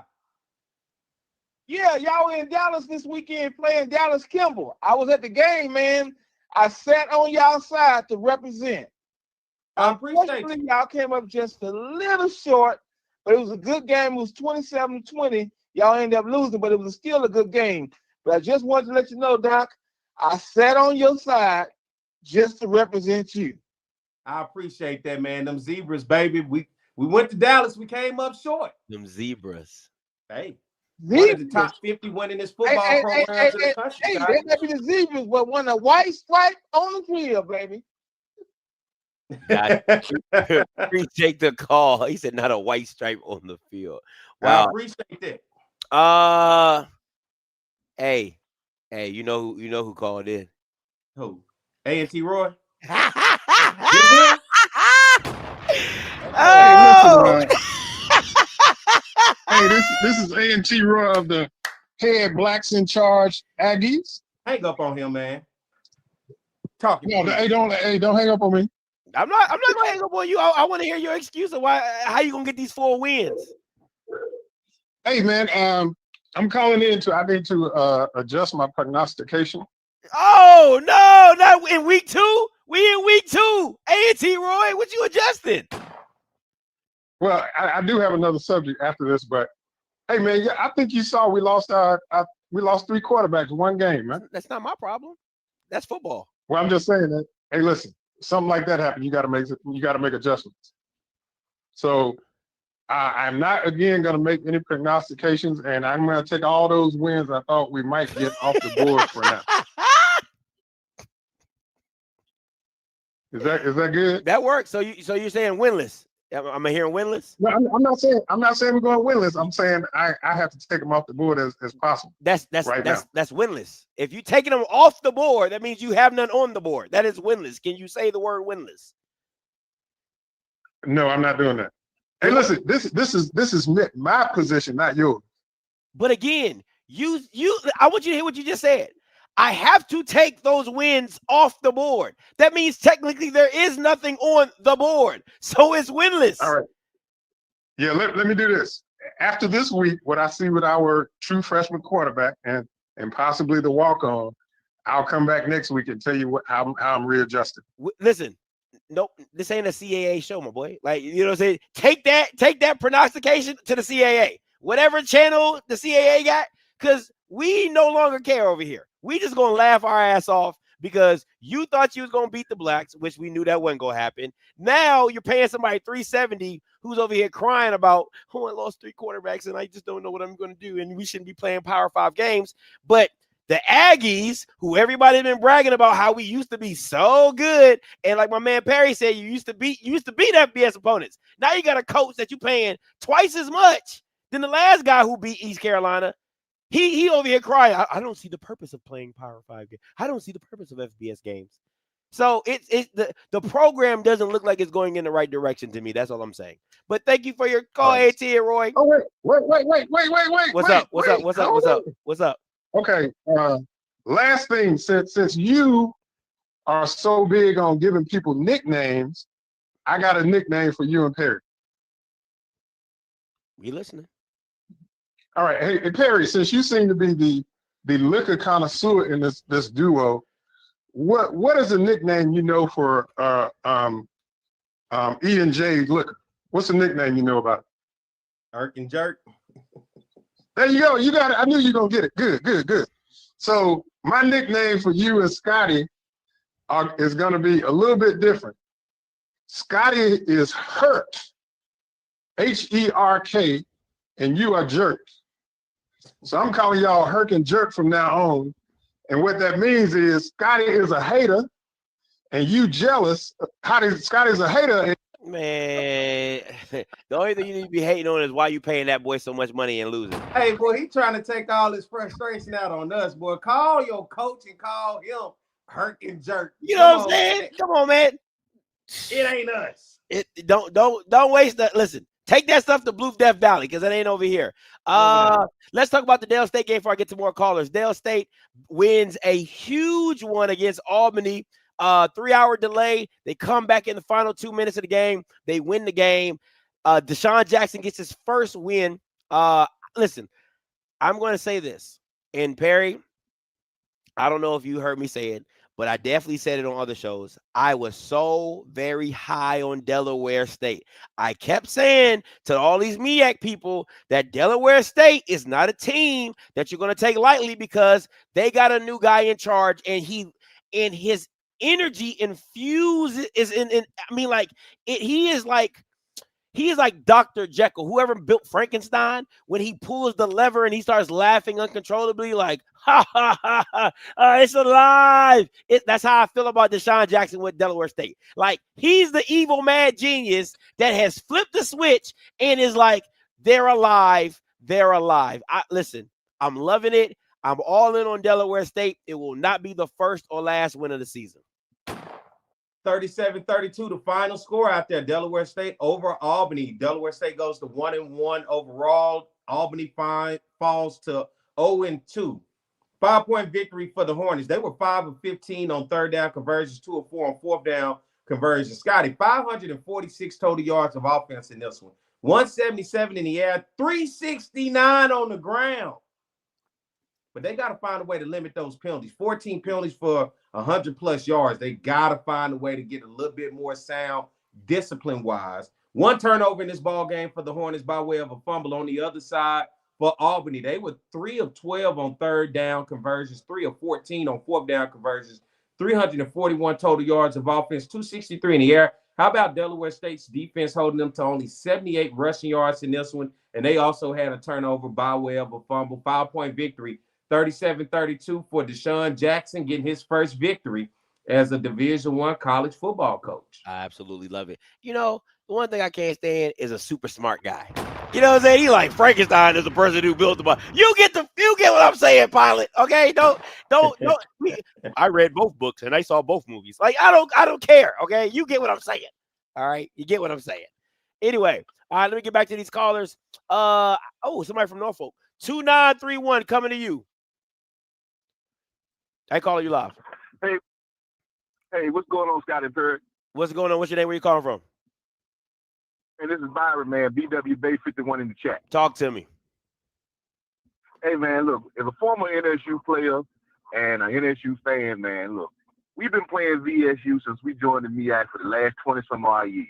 They always come to this game like it's their Super Bowl. You know, we have no reason to play this team. The only reason they play this team is because you get a good turnout. But it does nothing for us to play them because if we lose or if the game is close, it looks bad. You know, we come out as a loser. Yeah. You know, the only way that we can really, even if we blow them out, everybody said, well, you're the FCS team, you're supposed to blow them out. So, I mean, I don't understand the administration's, they're so enamored with playing this game, man, for money, but it really does nothing for our program if we don't blow them out by 70. And even if we do blow them out, everybody will say, well, hey, it's like you're an FCS team. They stand to gain everything, and we got everything to lose. It's an unfair matchup, man. The other part of that is that people don't realize that Virginia State's team has a lot of FBS transfers on that team. He just doesn't list them, the name of the school on the roster sheet. He keeps that hidden. Ooh. Now he'll put an FCS transfer school up there. He'll tell you what school they transferred from. But the FBS players that's on that team, he don't list what school they came from. That's genius. That's genius. Yeah, it is genius, but it's deceptive. And you you look at them, they're just as big as or bigger than Norfolk State was. Yeah, that D line was huge. That D line. Listen, it was a big old boy with dreads. I don't know if his number was 0 or something like that. That Bama was huge. I mean, they got some big boys. Yeah. And on the offensive line too, this is not your average Division II team. No excuses, but at the same time, people that don't know about the Virginia State Norfolk State rivalry, man, the rivalry is really lopsided. It's one way. It's them coming down here excited to play Norfolk State, and we coming to that game like we really don't even want to be there. And it's been like that for 20 some odd years. The same thing. Every now and then we'll have a season where we run them off the field, but 9 times out of 10 it's a close game. And hell, even some games we've lost to them. So I just don't understand why our administration loves playing this school. If V-State wants to play us, join the MEAC. How about that? That's all I got to say. Y'all have a great evening, man. Y'all have a good one. Hey, man. Hey, that's real. Appreciate the call, man. I'm gonna take 2 more callers, and then I'm gonna move on. But you guys can stay on the call lines. We're gonna get through this show, and then we'll get to more callers. Zay coming to you, then JB, and then we're gonna move on. But you guys can stay on the call lines. I promise you, I'll get to you guys as the show moves on. Zay coming to you. What up, Scotty? What up? What's I'll goody? be quick because I don't know y'all didn't finish the show. Why are these Southern fans so optimistic about these next couple of weeks? And they want to bring up Jackson, which I'm kind of confused about. Perry, why are y'all so optimistic? Hey, whoa. Have you not been listening to the show for 3 weeks? What optimistic? What no. I know, about? but your fan base is talking about y'all getting your quarterback back and you make a tough Jackson, and I'm confused on where do you even see that at? Who are you listening to? Where are you hearing this is, eh? Your fan base, the callers calling in, is real. You heard one guy who was excited. That's all you heard. There was one guy that said that. Ain't nobody else saying that, Zay. Oh, in the comments too. I had addressed it too. The comments were saying the same thing now, Perry. Man, Scotty, put it up if they say. I don't believe that. Yeah, you got to go deep in the comments. They were saying that, but talking about the Jackson State game, I was telling Scotty, I'm very optimistic about our team. We got our line might be the best in the SWAC, easily. That D line, the boy from Florida, he's tough. Defense is pretty good. I feel like Scott, you're a little too harsh about Morgan. I feel like he'll have one of these games where he'll show people up and use his arm. I think he might win a couple games using his arm. I'm not gonna lie. Let's not do this again, please, bro. Listen. Oh my God, here we go. He gonna go in the hold on, Scotty. I'm gonna tell you why though. Go ahead. And you know football. People are gonna load the box regardless. It is what it is. Because that's how you gotta stop. You gotta stop Jackson. It's too many weapons. Right. It's too many weapons. We have Savage, the boy from Mississippi Valley State, Terrell. It's too many weapons to not take advantage of throwing the ball, in my opinion. That's what happened to his second half. The offense went stale. Let me ask you this. If you put, let me just say this. If you put any other quarterback in that offense right now, if you put Andrew in that quarterback, he probably throws for 250 in his sleep. You put Quad in that offense, he probably throws for 275, 250 in his sleep. The issue that I have with Jacoby and Morgan is we all know they have the weapons. They're either dropping it or he's not hitting it. I can't just put it all on Jacobian. I would say 60-40 it is Jacobian, but at the same time, they do have some big time drops that they shouldn't be having. But at the same time, this team is not built to throw the ball. That's why I did not understand why Nathan went to this team, because I'm like, bro, the strength of this team is the trenches and the running backs. That's like asking Lamar Jackson to go and not hand the ball off to Derrick Henry, knowing you have Derrick Henry in the background. That's just what you get what I'm saying? Like, it's like, so we're gonna the thing that Jacoby, and this is the thing. I really want to see what it looks like when you don't have if Alabama State was to the level they were last year. I think defensively they have fallen off a tad bit. So I don't know if it's going to be that slugfest like it would be like if it was last year. But what I would like to see is I would like to see a team shut down that running attack, get up on Jackson, and see if Jacobian can match it. And that to me is where I think if you're talking about the SWAC player of the year, A SWAC player of the year should be able to do that. If that's how we handed it out. That's just my personal opinion. I think he can do it though. Okay. The celebration game. I mean, he had a good game, bro. He made biggest game of the season. Listen, had a good game. Listen, the throw to what's the kid that went to Virginia Tech? Isaiah Washington. The throw, no, it wasn't Washington. Isaiah something else, but the throw. Yeah, the throw to him. Yeah, Isaiah Spencer. Yeah, it was him and Jesus. I mean, goddamn, it was him and Jesus. That was that one throw. Every other throw after that was a slant. I mean, goddamn, can you? I hope you can throw a slant. Like you ain't Cam McCoy. The fade ball too. I mean, okay, I'll give you that. To Fortillion, that was I'll give you that throw. That was probably his best.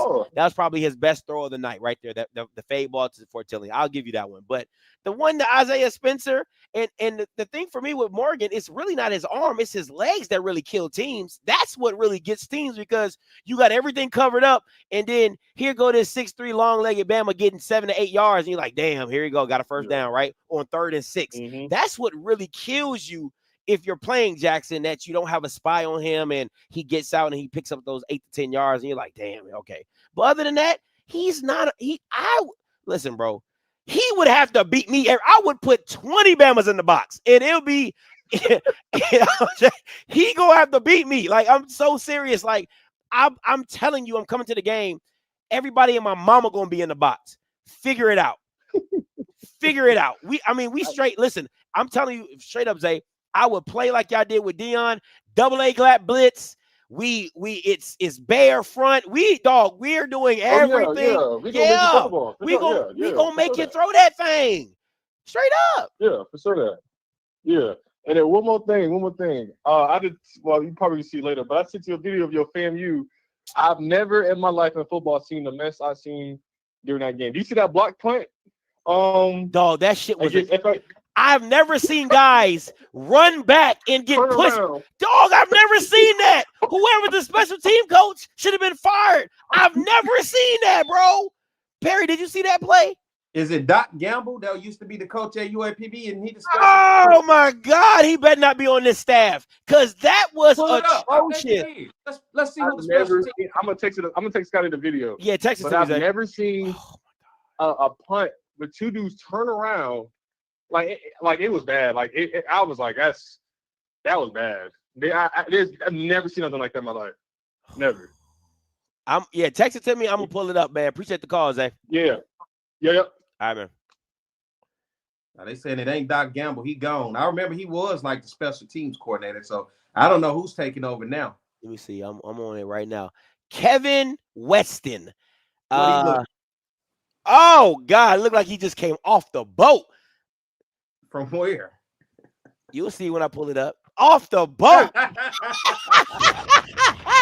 I mean, straight off the boat. Okay, like I just started coaching football 2 days ago. I just started coaching. I loved in the face.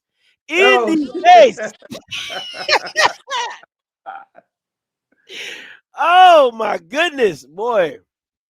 Man. Southern special team got a problem right now too. So Jesus Christ. JB, coming to you. Damn it, Scotty, just spit out my water, man. How you guys doing? What's going on, JB? Talk to us, man. Not much. Not much.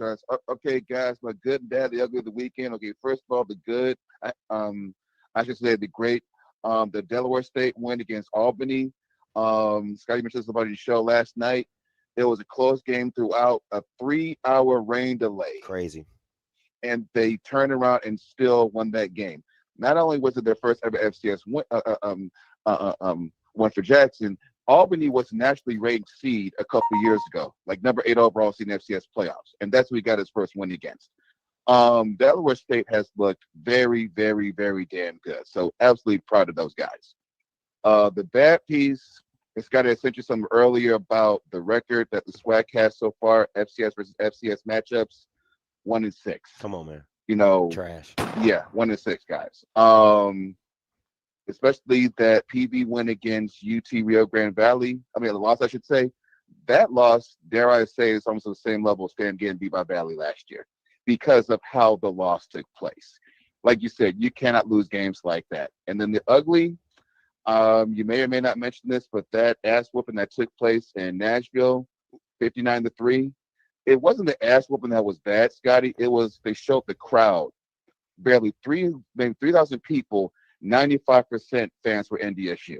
Dog, everybody black knew what it was. Why would I show up to that game? Listen, they should have been passing out mayo sticks or something. Like it was going to be a whole bunch of white people because nobody black was, dog. There's no way that game was going to be competitive at all. So I would love to see North Dakota State and Jackson State in the home vet. and home. Oh my God! Now that would be so. And they still get their ass whooped, but now that'd be an event though. That would be an event. I love to see they that. turned that game down though, right? Because what's the name? Swag did turn that offer down. Remember that, right? I'm gonna reach out to Ashley. I'm gonna see what's up with that. I'm like, hey, I mean, y'all supposed to be these big bad boys on the block. You willing to play Southern Miss? Go play North Dakota State. But Ashley gonna be like, it's right down the road. Like we ain't gotta fly all the way to They play Hampton though. Hampton does nothing for you. Yeah. You had the lowest turnout in years. Yeah, for a home game. Yeah, that was crazy. Exactly. And of course, one of the guys just mentioned was in Tennessee State only shows some HBCUs. Well, they played A&T the previous week, and there was a struggle to get them to come out for that as well. So it's like I think that the fans have to decide. I mean, it's like whether it's A&T or NDSU, whatever, you got to support your team, man. Because we can't say, let's support HBCUs, got to support HBCUs, come support the kids, and you don't go to the games. I got to go. I'm not going to that game. I'm sorry. I don't. There's nothing you could have made me say. I could have been a 3-time graduate of Tennessee State. I wouldn't have showed up to that game. That's a waste of my time. I'm not even going to lie to you. Appreciate the call, though, JB. Thank you. All right, man. Let me play you this video, P, and we're going to move on to the Week 3 predictions. Again, predictions. Listen, guys, I see all y'all. 0851, Cal, Marquise, all y'all. Listen, y'all can stay on the call lines. We got to get through the show, and then I'll get back to you. I promise you guys. Or you can call back in. It's up to you. I want to play this video. P, look how bad. Dog, stands out of zone 35. They block it. Dog, look. Messer stands out of zone 35. They block it. Dog, P, this is ridiculous. Are they ghosts? Dog, look at this, bro. They turn around, get this Bama, Yoruba, Nigeria. Listen, who is coaching this? Stands out of zone 35. They turn around. They block it. They block I've never the punt, seen that in my and life. it's a scoop and Bro, score. they ran through them like they were Casper the Ghost. Dog, these Bamas turned around. Look. Perry, I'll blow it up just so you can see it even more. I've never seen in the punt where Bama's turned around and ran back. Come on, man. Look at this. This should get you. Who you blocking like this, P? Come on, man. And now they turn it sideways. Come on, bro. Come on, man. That's wild. This is who Cozy got on staff. I just started coaching football yesterday. Do you ever watch when he gets in front of the court? I don't know if it's that quarterback club or the 220 club. Yeah. Do you ever watch that? Yeah, I watched it last week. Oh man, I was in there. I said, bro, it looked like a child being scorned by all the elders of the village. Of the church too. Oh, bro, it was just rough just sitting him watching him up there having to explain that to folks, bro. And all these elders in the room, I know that's got to be very uncomfortable. No, and I love how the old people do it. They be like, Coach, I don't have a criticism. I have an observation. They try to be nice about it. My observation was, I don't have a critique. I have an observation. I'm like, nah, you got to critique. And then Vaughn come up to, hey, we're going to be very respectful in the cut because I cut them comments off. Right now, we are a support group. All right? We support our coach. That's what we do, and they get to clapping. Yay. Whole time they in there like, this nigga lose the Albany State. We're going to support his ass, all right out the door. Hey, right? Yeah. Pat him on his back. Take your ass home. You Yeah. you too, Weston. Kevin Weston, you too. Okay. All right, you too. Indie face. Indie face. Indie face. That's very said right. Oh man. Yeah, dog. All right, let's get into the indie face. Let's get into week 3. Let's get into week 3. Listen, a whole bunch of money games, a whole bunch of weird stuff going on. Who you got UAPB against? Lincoln.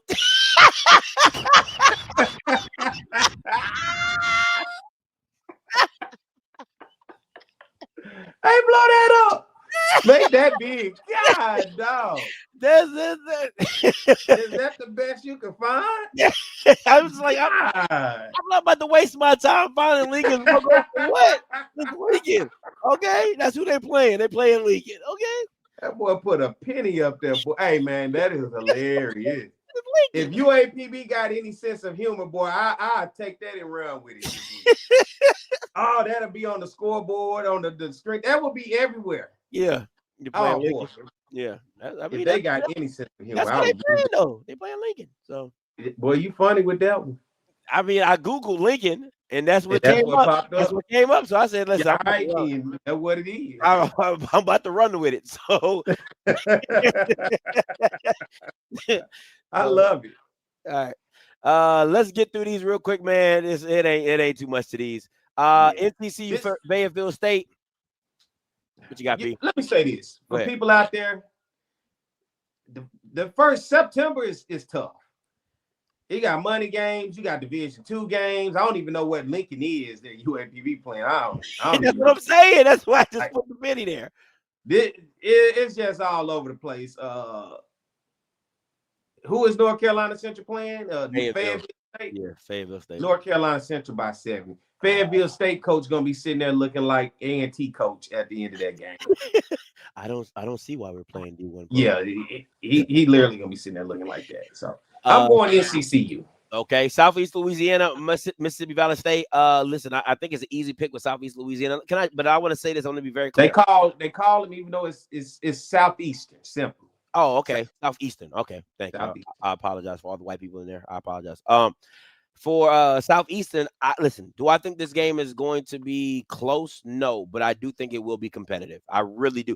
Valley just has a different grit, and and you saw it in Tarleton for the first half. That second half got ugly, but the first half, you saw the grit, you saw the fight, and I'm hoping to see that from Valley with Southeastern. But too much Southeastern, they pull away late. What you got, P?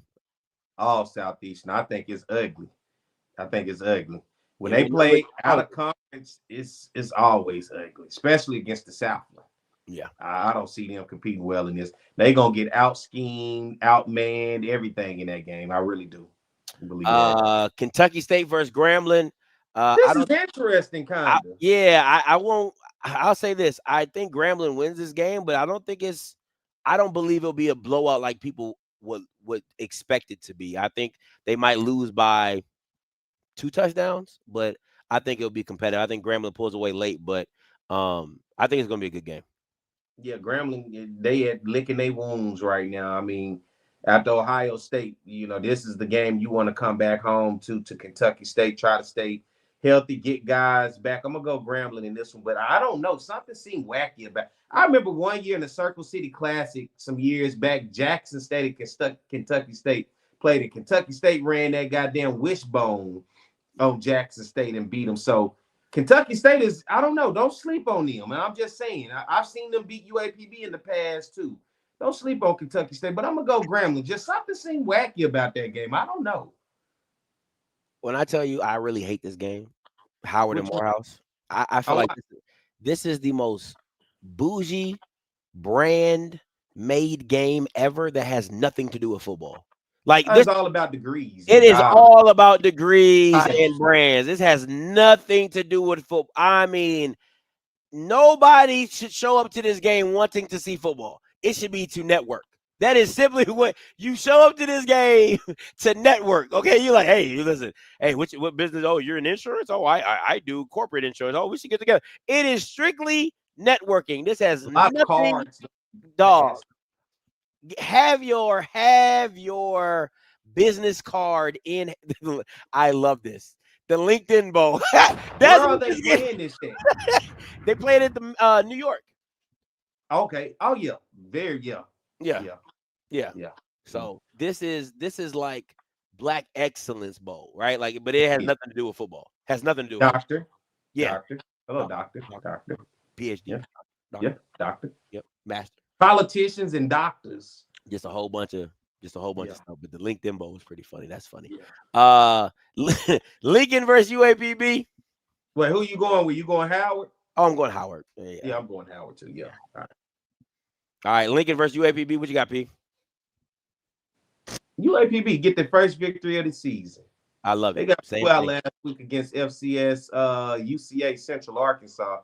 This is the one they looking for in the season. It might be their only one, but I don't know. But they scheduled Lincoln for a reason. I'm going UAPB in this one. They much needed opportunity for the Golden Lions. I so much agree with you. They played UCA tough in the first half as always, but them second halves always get the HBCUs and they pulled away late. They created turnovers but couldn't capitalize off of it. They were able to get one early on to take a 7-0 lead, but then it was like the next 5 possessions UCA just went off. Absolutely. This could be the game that Coach gets fired. I mean, I'm just keeping it a buck with you. If he loses this game, he's done. I don't care what nobody says. They might not say it publicly, but everybody behind the scenes is going to tell you he's fired if he loses this game. I do believe that this game is going to be close. Is this the Albany State? Wasn't there some things about their coach supposed to be at FAMU? Yeah, Quinn Gray. So Quinn Gray is a former player at FAMU that I believe they didn't even interview. OBG didn't even interview him. He wanted to be interviewed for the job, but they didn't interview him for the job. But yeah, Quinn Gray is still the coach at Albany coming into this game. Yes, he is. Oh, so this is a resume. On one side, you got a coach that feel like a chip on the shoulder, like I'm gonna show y'all. Yeah. Is Albany any good? Yes, and their quarterback is nasty. So there's some potential. Oh, absolutely. Now, FAMU's defense is pretty good, but offensively, can they get going enough to keep Albany State at bay? We have yet to be seen. And just like Benny said, yeah, that Albany quarterback is tough, bro. He can move, he can run, he can throw. He's been developed for the last 2 years by Quinn Gray. This could get ugly. I mean, not ugly in the sense of a blowout ugly. It can get ugly where it becomes too close. Ooh. That where they could pull something out. And I'm telling you, if you can lose the Valley at home to Tallahassee, you damn sure can lose to Albany at home. Rattlers fire him if he loses this game? Absolutely. Mr. Campbell, what say you? What you think, Mr. Campbell? You gonna put in on that collection plate? Yeah. Wow. He said, yeah, I agree. He said this has a USF versus UF type of ugly. And it can get there. It can definitely get there. Jordan and FAMU guy as well. Oh, yeah, he gone.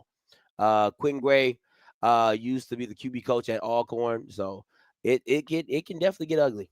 It can definitely get ugly. I'm going FAMU because that's the smart pick. But when I tell you I'm rooting for Albany State, I am rooting for Albany State. I'm rooting like there's no tomorrow. What you got, P? I'm going to try to keep it swag. Let's Rattlers, strike again. I hope you're poisonous. Don't be a non-venomous snake. I hope you got some venom in you to try to knock down this ram because last I checked, a ram will knock your ass out. We'll see. South Carolina State Bethune. I think it's a very easy pick after watching what South Carolina State did to the Cox. So I'm going South Carolina State over Bethune-Cookman. And really, you haven't really get to see what Bethune-Cookman really is because they always come out the gate with these money games off rip. But we finally get to see them play against an opponent that they should be able to manage against. But I got South Carolina State definitely on this one. I got South Carolina State too. You think it's a blowout? Yeah, I think it's like 31-10. Yeah, 31-10. I think it's an easy win. I'm going South Carolina State with you as well. All righty. Got some Power 5 games, got some D2 games. All right, Jackson. Tuskegee talking noise. I've been seeing it on social media. They like, hey, we ain't lost the game. All right, Jackson. I'm just saying, all right. Tuskegee beat you before in Mobile, Alabama. Don't think I forgot. Scotty may not have been around, but I was around. I remember. You don't know about that, do you, Scotty? Nah, I don't. Tuskegee beat Jackson and Mobile. What was the score? Saying. Huh? What was the score? I can't tell you a score. I just know the Golden, whatever Tuskegee is, they won that game. Yeah. They'll tell you it's the past, Scotty. We knew now. We ain't the same. I'm just saying. And y'all had went and got Rick Comedy back in the day from Tuskegee, and he came to Jackson and helped y'all out again. It's a lot of intertwining in this game. If you've been around the space for a while, you understand. I'm just saying, all right, Jackson. 30-7. Ooh, wee! All right. That's crazy. Tuskegee has been known to do some things to the SWAT. That's crazy. Don't overlook them, Jackson. I'm going Jackson State, but I'm just saying, all right. They said Don't look past them, folks. 33. I don't care. 33-7, 37. That was an ass whooping. Ain't nobody gonna bet you $100 on this game. Come on, man. Yeah, Shut for up. what? I'm just saying, don't overlook them. Handle your business, Jackson. Yeah, I bet you didn't bet $100 on the Southern Miss game. Yeah, sit your ass down. Want to beat the chest now? You know what I'm saying? Y'all just got everybody. Y'all was supposed to. That was supposed to be an easy dub. Ain't nobody want to bet $100 for that. I had to give people point spread. I'm like, hey, they're gonna beat you by 3 touchdowns. No, they're not, Scotty. I'll bet you. Dog, you weren't gonna win the game. Ain't nobody bet 1,000 on that. All right then. Bowie State versus Jackson. I'm just saying, watch yourself, Jackson. Yeah. Bowie State versus Del State. That's an easy one. Del State pulls it out for me. Bowie. I say this game is so instrumental for Del State, and this is why I'm saying that. You want to stack wins. Doesn't matter, like for a program like Del State and trying to build confidence in your players, you want to stack wins. This game to me is very crucial. I think they win easily, but you just want to see good things. You want to see discipline. You don't want to see the flags come about. You don't want to see the flags come out as much as they have been in the previous games. And you want to win this game handily to show that, hey, we can do what we need to do against lesser competition and move on. But I got Del State winning this one. Yeah, I'm going Del State. Damon Wilson ain't there at Bowie State no more. That ain't the Bowie State from years ago. So nah, definitely is not. Del State. Definitely not. Hampton versus A&T. This is an easy one. I think everybody's going on the Hampton train. Except A&T Roy. He the only No, he took all them. Remember, he took all them wins off.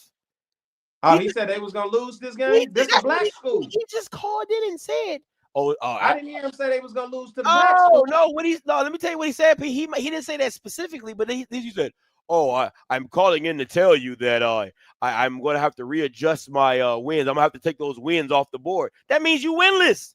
If I got to take my wins off the board, that means I ain't got no wins. That means I'm winless. So I got it right here for you. Straight L's. Straight L's. All the way down, ain't it? He said all the way down, ain't it?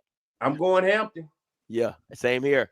The next of these pretty easy. And Hampton won this game last year 59-17. It could be that again this year. Easily. I got Toledo over Morgan State.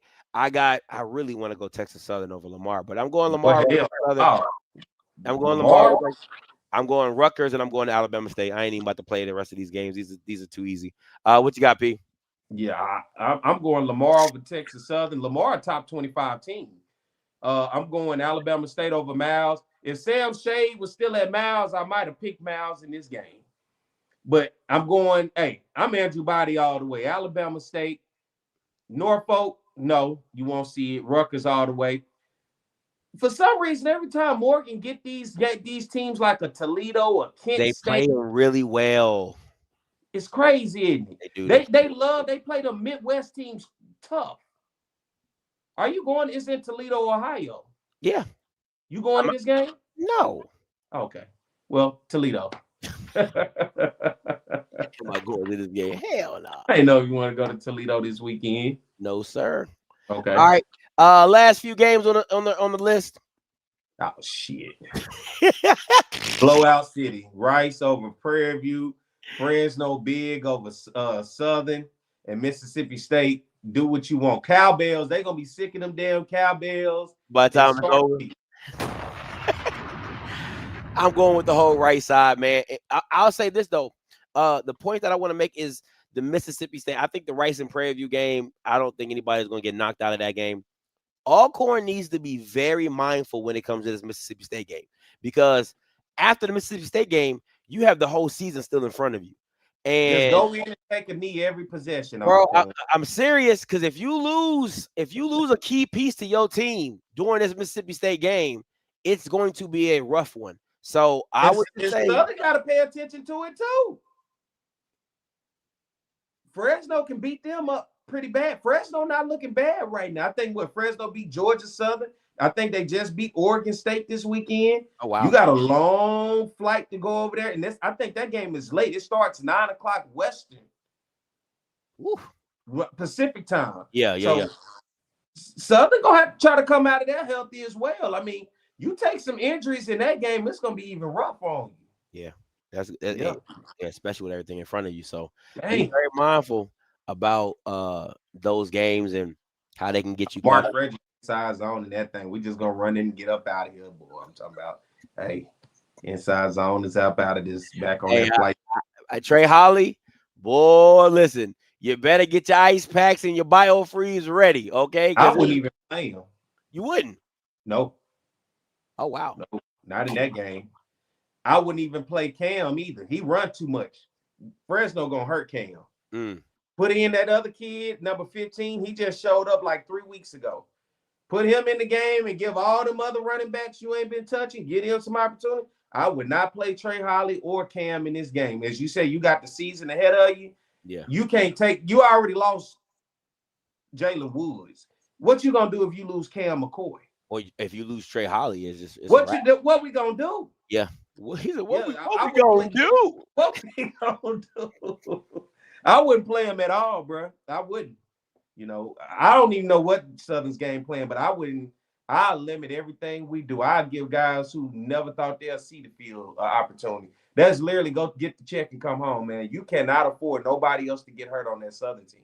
Yeah, can't let it happen. All right, moving on. You already know what time it is. Say what?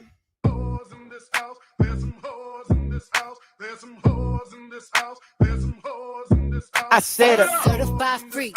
Hey, 7 days a week. All right. One night stands every Saturday. Now, I'm going to be very mindful when I put this list out. I was very close of taking one of these teams off. He was. I was very close. Everybody. I'm telling you, one of these teams is trying to slide on up out of here, okay? Perry. Tell him who you want. Oh, Dale State got to get up off this list. I am 100% behind Dale State getting off this list. Now, and Perry said, you said they ain't done enough. They ain't done enough. They haven't changed their life. Just because a hoe go to church for one Sunday don't mean she saved. She got to be consistent. I got to see her in Sunday school. I got to see her in Bible study. And I got to see her at least working to be a junior usher. She got to be working her way up. Just because she went to church one Sunday, she got to give some tithes and offering. She got to go get communion. She got to stay enough to see communion. Like, she trying, though. Yeah. Yeah, she trying. But Valley tried last year. Valley went to church one time. Beat FAMU. Didn't come back to church. Stay out of luck. I don't know if Dale State ready to give up the streets yet. Right now, Dale State still for the streets. Close, but I don't know if they ready to give up the streets. I'll say this. I'll say Alcorn's been dibbling and dabbling around Dale State a little too much. I really feel like Alcorn could have slid down to that 5th spot. Real talk. And Dale State could have slid on up out of there. But, you know, hey. You know, that's just my little 2 cents. Because I don't know if Dale State going to church trying to hustle the church, too. You know, the whole going to church trying to find somebody to come. I don't know. I'm still out. I don't know what Dale State trying to do. I just know when she showed up in church, it was all eyes like, you know how the church folks get up. What's she doing here? Yeah. What's she wearing? Oh, skimpy. Oh, I'm talking about got everybody. You better have your eyes front, mister. The deacon trying to do right. Everybody husbands is looking over there. No, y'all don't look over there. She's celibate nowadays. But she ain't Nah, she ain't giving it up. celibate yet. She ain't celibate, giving it she up. trying. He said, Dale State getting in the baptism line.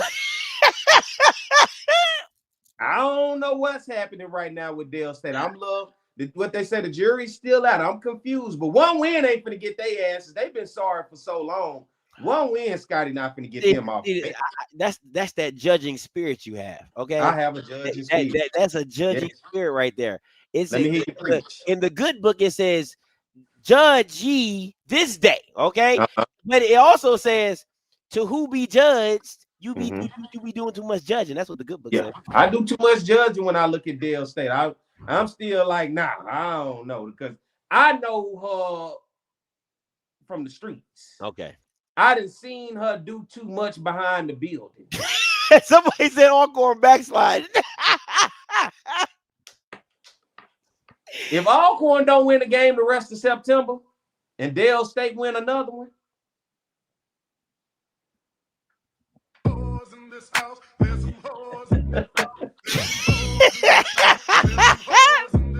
and let me tell you, they gotta join this list. Even though UAPB beat Lincoln, it don't matter. Nah. It ain't Division 1 victory. So UAPB, you can have that. That's you. That's a moral victory. You just so happen to use a condom that day. You was safe. That's a safe one. You know what I'm saying? You practice safe that day, but oh man, I don't want you. You're gonna get rawed out as the season get going. A&T, ooh, you the number one. You know, so at UAPB, they used to have a list called the whole list. This is basically the whole list. You didn't want your name at the top of the whole list. Oh man, listen. Yeah. You know how some of the guys you want to check off how many you saw. You know how like when you go to like the male bathroom and like you'll see like girls' names on the stall. Yeah. Like you didn't want your name on that stall. You didn't want that. You didn't want to see that. And that's where the Aggies at right now. It's bad. It's bad. Like they're like, hey, if anybody trying to lose their virginity, just hey, go say hey. I'm talking about the fat boy, the nasty boy, the nerd, the teacher, the coach, the janitor, the bus driver, the principal, the man who cut the grass outside, the Mexican that cut whoever. Oh boy, I'm talking about this bad, Scotty. Whoever wants it can get it.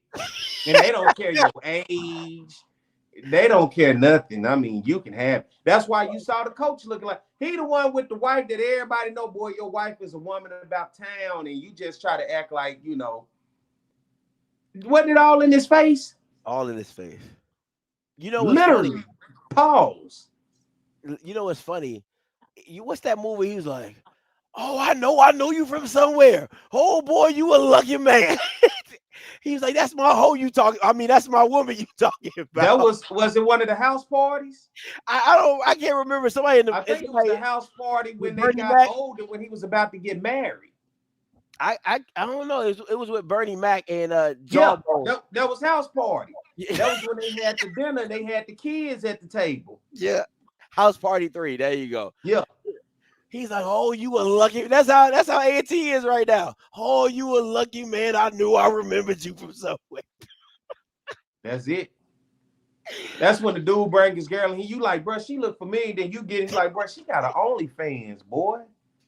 I'm talking about, and you ain't in none of it.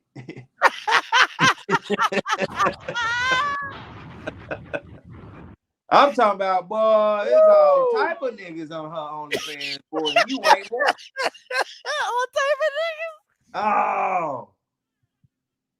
Yeah. You don't want to be on this list. Once again, as I tell everybody, ADs and athletic directors around the country on the Division I level, instead of trying to go find Lincoln and Virginia Lynchburg and I don't even know who UAPB playing for homecoming. They found anybody. I don't know where they found them off Craigslist. But look, if you're looking for an opponent, here go your homecomings. Pick one. Choose wisely. It's enough of them to go around. I promise you. Enjoy yourself. Oh, Jesus. If your fan base is looking for one, here you go. It was so bad UAPB played Valley for their homecoming. Jump off invited to jump off. So You know how they got real nasty. But nonetheless, here go your homecoming opponents if you're looking for something in 2026. So somebody, dog. Again, you know this what the you part of the show. You know the good people, they don't like this part of the show. Y'all too ignorant when y'all get here. So what? Somebody like it. What you say on Friday? Shut up, bitch. Somebody like it. I like how you do it so much. Here go your homecoming opponent. So enjoy yourself. Pick one, choose one, circle one. Do whatever you want. Because damn so don't depend on them and no classics. They ain't got no fans. Ain't nobody showing up. Except for they homecomings. That's it. Oh, man. Somebody like it. He's so wrong with you, Perry. Yeah. All right. You already know what you've been watching. This was the jump off list. One night stands every Saturday.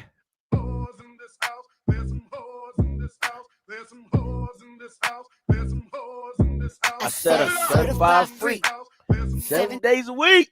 All right. Let's get into this top 5. All right. Oh, man. That sounds all wrong. All right. Let's pop it off. Perry, week 2, Power 5. Man, this was tough, man. This time of the year in September, it's all over the place. I real life closed my eyes and kind of picked once you got to the bottom, but it was all honesty. I mean, everybody taking L's right now. Some people picking up wins, but nonetheless, I got North Carolina Central at number 5. They're 1-2 right now, Scotty. They lost to Old Dominion and they lost to New Hampshire. Yeah. But nonetheless, they got a victory over Southern in the first game of the year in the MEAC SWAC Challenge.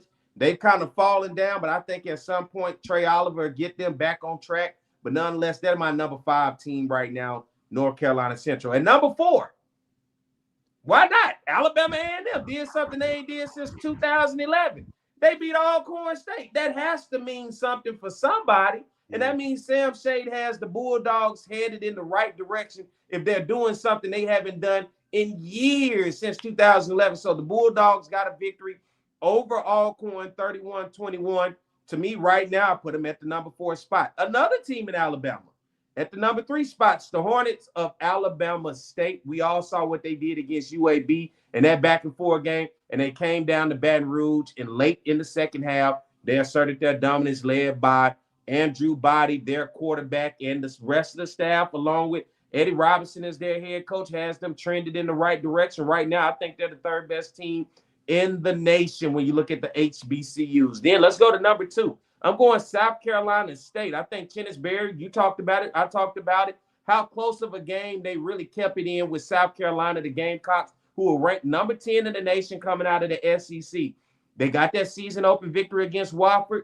Right now, South Carolina State, to me, is still playing at an elite level when we talk about black college football. And I think Chennis Berry and their team is the number 2 team in the nation. And then going to Jackson State. Still the number 1 team in the nation. Of course, they had to go on the road and deal with Southern Miss, but I think nonetheless, they're going to have Tuskegee this week. Everything is still in front of them. They did what they need to do. They went and got a check. Now, let's see, can they win out with Jacobian Morgan, Ahmad Miller, and the rest of everybody else, along with T.C. Taylor as the head coach. So here's my top 5. It's going to change as the year go on. But right now, where we stand, I got North Carolina Central number 5, Alabama A&M number 4, Alabama State number 3, South Carolina State number 2, and Jackson State number 1. All righty. I like it. Yeah. Like it. Do you? It's not that bad. It's not that bad. Okay. All right. Is that? Yeah, that's mine. Okay. I was like, did I do this right? All right. So listen. So hey, listen. It's pretty much the same, just a little rearranging for me. I got A&M at 5. Huge win over Alcorn. Alcorn is still a bad team, but yet and still they haven't beat them. So you got to give them credit. That's how they slide them into my top 5. Alabama State with a big win over Southern, pulling it out. Once again showing up against UAB and doing what they did against them. Absolutely love it. So just showing what their upside could look like. NCCU is still on the fringe for me. They could have been 4, but I like how they look. They just got to put it together more. Like I think as the season goes along, Trey Oliver get this team rearranged in the right direction and things like that. I know JSU is 1-1, but for me, again, I just like how South Carolina State has looked better than Jackson. Offensively, I feel like they're both the same type of team. They want to run the ball, want to establish the run, but I do think South Carolina State has held their own against better competition, better than Jackson State. And I really love what I saw from South Carolina State against the University of South Carolina. So that's how they jumped to number 1. And again, it's really close for me. It's not that far off, but I do got to give kudos and credit to South Carolina State and what they've looked like thus far in this season. So that's how you get to my top 5 of A&M, Alabama State, NCCU, Jackson, and South Carolina State. All right, game of the week. Oh, it's a good one. It's a good one. It's a home and home. First and 10. I wouldn't mind to see them throw hands. Wouldn't that look like a good fight? Everybody, a crowd around, want to see Yeah, Sam Shea Sam and Reggie Shea do look a Barlow little throw hands. he do look a little Terrence Crawford-esque. You know what I'm saying?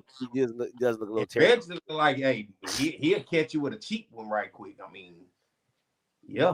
Yeah, so definitely this game of the week.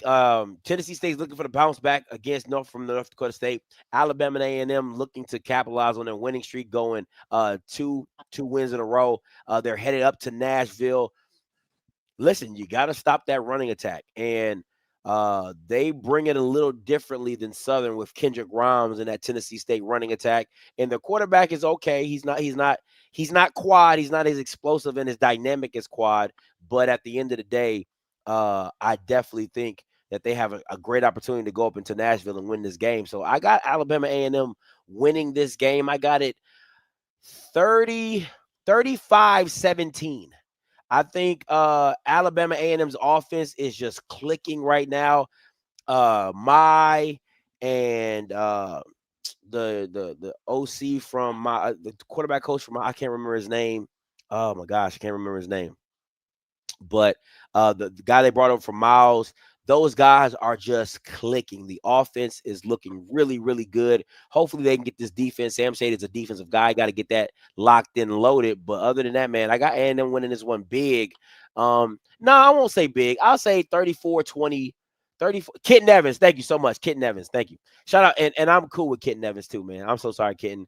But Coach Kitten Evans, Coach Mine, them guys, man, they're doing a hell of a job with this creativity on the offensive side of the ball. I want to go 37-24 A&M. 37-24 A&M. You know, I like this matchup. Tennessee State pulled themselves out of the Southern Heritage Classic. They didn't want to play since Jackson State has since pulled out. They were playing UAPB. They say, look, we can do better with a rivalry of our own that we know about with Alabama A&M. The two schools go back. They know each other well. They're not too far away from each other with Nashville and Huntsville. These are two programs that, if you ask me, they don't like each other. And we're going to find out, especially with some Alabama guys leading the way for both these programs. Reggie Barlow, for sure, knowing he does not like Alabama A&M. Sam Shea saying, hey, I got to represent with the Bulldogs. This is a matchup of two teams. Of course, Tennessee State getting knocked off their rocker last week against North Dakota State, and Alabama A&M doing something they have not done in a long time since 2011, beating Alcorn. I like the momentum that Alabama A&M is headed in. I like the momentum that Reggie Barlow has Tennessee State headed in. I think it was just a tough out for them. But I got to go back to that A&T game. Tennessee State won 24-21. Yeah. I get it. A&T and Alcorn, hey, they're not looking good right now. So it's hard to judge these programs because A&M had to play Arkansas. Tennessee State had to play North Dakota State. Then they both had bad teams that they got victories over. Yeah. But I like the momentum. It just feel like A&M has a momentum right now. And it's just something I can't ignore. And I got to go with A&M in this one. But I think don't be surprised if Tennessee State makes this a ball game. And I mean a really good one because it's a rivalry game at the end of the day. These two programs understand what's at stake, and the fan base understand was at stake. But I'm gonna go with Sam Shade and Alabama A&M. I like the energy that they're giving. And I know in the past I talked a lot of noise about A&M. It was simply because of Connell Maynard. Couldn't win nothing.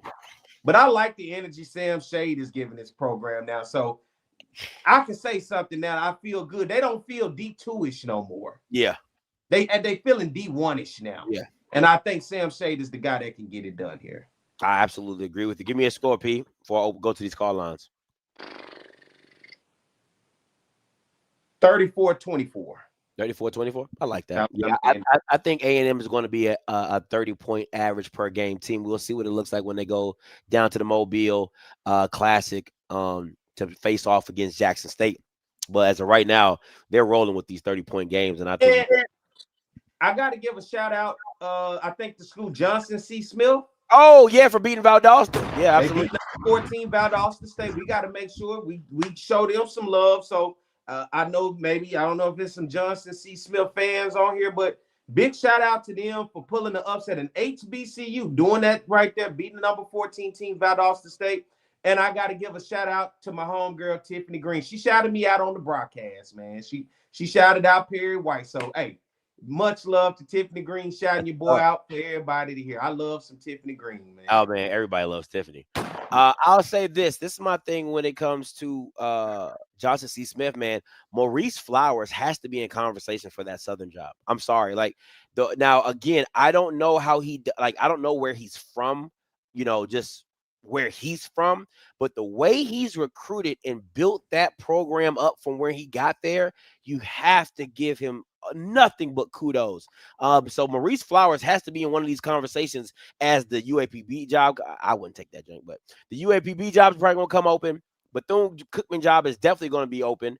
The Southern job is going to be open, and the Grambling job is going to be open as well because Mickey Joseph, he has a 2-year contract, and I think it automatically gets renewed if he wins 8 or 9 games. That ain't going to happen. So he's happily going to go to Power 5 and move the hell on. So for me, I think if you're Grambling, if you're Southern, if you're Bethune, you have to call. I know we're doing national searches. I get that. I'm not taking anything away from that. But I think you have to give Maurice Flowers a call to see what he is willing to take and get out of Johnson C. Smith. And that 180 might look real nice. I think UAPB could be a good fit. UAPB need a coach like that. He is a builder. He is a builder. And I also got to give a shout out to the Body family, Andrew Body's family. They came down to Baton Rouge this weekend and enjoyed. They walked away with a victory. So congratulations to them. But great family, great people, man. Great people for sure. His dad, his mom, they're great people, man. Solid people. All right, call lines are open. 518-263-8124, 518-263-8124. Marquise, don't be on here talking forever and not saying nothing. All right, coming to you. Oh, hey, what's going on, y'all? What's goody?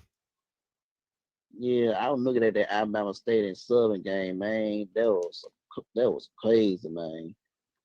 I don't think Southern ain't the same no more. I'm sorry. And then I'm looking at that Alcorn game. Shoot, man, I don't know what to say about them. I don't think anybody knows what to say about them. They haven't looked really good. Yeah, then what the other game? With Michael Vick. Oh yeah. That was a good game against that. Who they played? No, is it Norfolk? That's the team is? Jesus Christ. It was Norfolk versus Virginia State. Oh, okay. That was a good game though. That was a good game. Yeah. Yeah. That was. But yeah, it was crazy. It was crazy. Yeah. Appreciate the call, Marquise. I'd be like, he just be calling and don't be saying nothing. Mr. Sergeant, coming to you. Scotty! What's up, Mr. Sergeant? Yeah, man, I'm in the car. I had to make a late night run, man. I was getting kind of hungry, so I had to stop at Wendy's. Oh, man, I love me a good 4 for 4. A good 4 for 5 for 5, 4 for 4. Ain't nothing like it. Ain't nothing like it. Hey, man, you can feed your family on that stuff.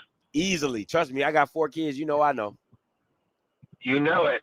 All right, so I'm going to have a proposal for both you and Perry. By the way, Perry, brother, I love you. I got a name of a therapist I've been going to. Might help you out because what you're dealing with Southern and what I'm dealing with FAMU, you know, some therapy might help. Anyway,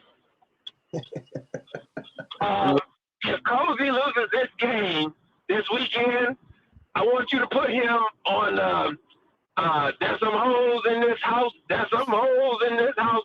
I want you to put his face as an honorable mention on the jump off list as number 6 or honorable mention or whatever. Because that means we would have lost to a D2 team, we would have lost to an FBS team, and we would have lost to the worst team in the MEAC. He got to be on that. He got to be on that list. Not FAMU, but just Cozy. Just Cozy, huh? That's it. That's all I got for you, brother. I'll talk to you soon. Hey, appreciate it. He kind of sound like Cozy a little bit. Oh, I don't know about all that. They kind of, yeah, he kind of sound like Cozy a little bit. I guess that's pretty fair. Pretty fair. All right. I listen, man. I can't. When I see him at a press conference, he just irritates my soul. I be like, man, why? And I appreciate him for checking out for my well-being. Black folks, we don't really recommend therapists. Yeah, so I appreciate that. Keep me off the bottle. That irking jerk is A&T got me drinking. If anybody should be drinking, it should be the A&T fan base. If anybody should be drinking, I'm talking about E&J, Scotch, all type of stuff. Like, let's not play this game like y'all got a whole upside to go. Like, you're paying Alabama $370,000 and you about to go winless. Winless. Like toothless, winless. Nothing. Gumming it.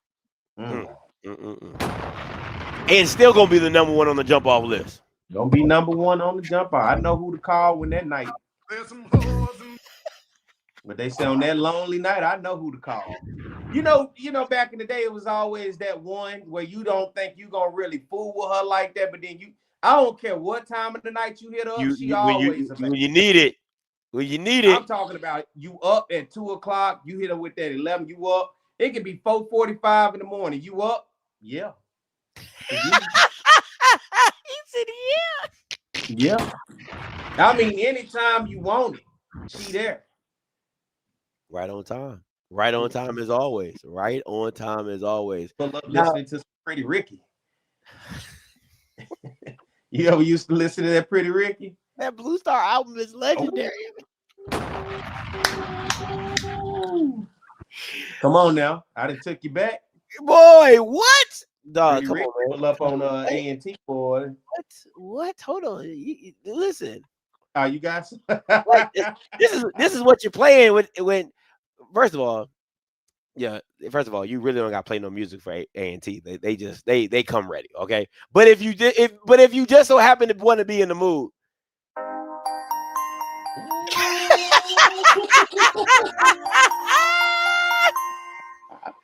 You sound like you've been in the back seat before. Or an expedition. See the love in your eye, I know you can't hide it. In your walk, in your vibe, make me wanna try it. Like a light spinning red. I love it when you ride it. You a stallion, baby. You know you got body. You working that thing, twerking that thing. I love them G-string. It's just a G-thing. What? Putting that stroke on her, boy. What? Hold on. I can take you back. I can take them you back. youngsters don't know about that Pretty Ricky, boy.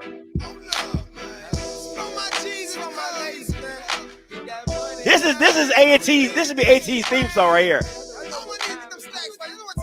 I know that you were free. Just sliding down the pole. I'm giving them my phone, so won't you put the pussy on me?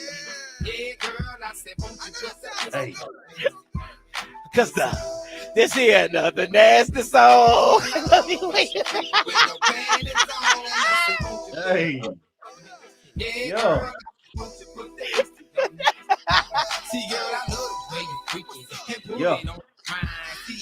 Hey, listen, that's it go, boy. We got action. And I can pull up with my partners. That's the crazy thing about A&T. Like, I can pull up with like, hey, my partner up there, man. Like, you know what I'm saying? Like, just you know, just talk to him a little bit. Hey, bro, come back here, bro. Hey, she cool with it. She cool with it. I promise you, bro. She cool. I gotta tell him, bro. Like, it's good, bro. It's for real. It's good, dog. Let me see. It's a song. What is it? Who? I'm trying to think. Oh, I got it. Who you got? Yes, sir. 4 Walls. You what? P, you was in my head, but I want this one. You know. Oh, he remixed I'm really it. glad I got a chance to talk to you tonight. That's the OG. But ever since you had that man at home, you know, things just ain't been the same. But for real, this ain't no other St. Louis ish. Just that pretty. Yeah. Come on. Lay your body down. Your body. Hey. And you know it's going down. I'm off that ENJ for sure. Yo. And I know you heard about my freaky reputation. Don't listen to the crowd, 'cause you know how to behave. I know it's been a minute since I spent some time with you. I wanna do is that you say my will. Hey, they don't make it like that no more. They don't make it. They don't make them like that no more. Hey, backseat wherever you can hide a park, boy, field in a driveway, behind some trees, an alley, pitch black. Hey, all you see is the little light from the lighter, where you push for the push light. You just see that little light glowing in the car. That's all you got. Windows be fogged up, boy. The worst thing you ever want is a spotlight to fly in there, boy. That's the police that rolled up on you. Oh man, listen. Yeah, you know something. Oh, what? Listen, I'm a redeemed hoe, okay? Like I am a redeemed hoe. I was in Kappa League in high school, so all of that right there on a Friday night, all that took me so far back, boy. Jesus Christ. I got one more for you. What you got for me? What you got for me? Man, come on, man. You know I got you. Oh, Jay Holiday. I don't know why it's so low. There you go. Yeah. Girl, changing to that Victoria's Secret thing that I like. All right, okay, tonight you're having me your way. Perfume, spray it there, put our love in the air. Now put me right next to you, finna raise the temp in the room. First rub my back like you do right there, right there. You touch me like you can. Boy, that thing used to go. And my 4 Walls. Yeah, I had it up. I was about to play it. It's my pretty one. Hey, boy, yeah, I got you. On. Yeah. I was about to play that Jake too. Hey. Nah, no, we not supposed to be doing.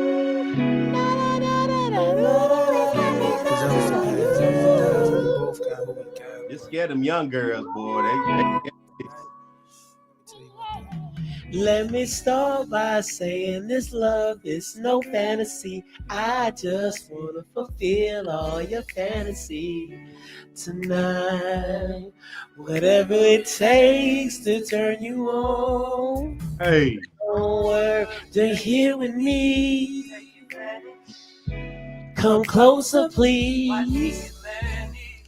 How can something so wrong feel so right? You worry about it, and we 4 walls could talk. There's no bro. Listen, man, these youngins don't know.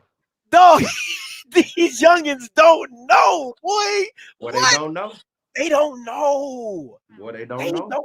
I don't know what they playing nowadays, but they ain't playing that.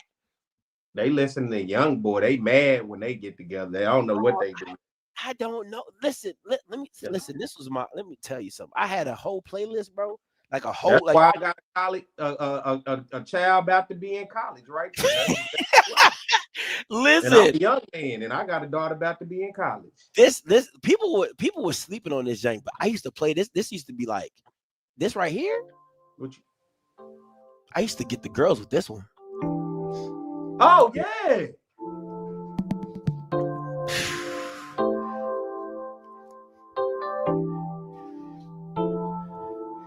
Now even though I try to play it off, I'm thinking about you all day long, and I can't wait for Shawty to come through.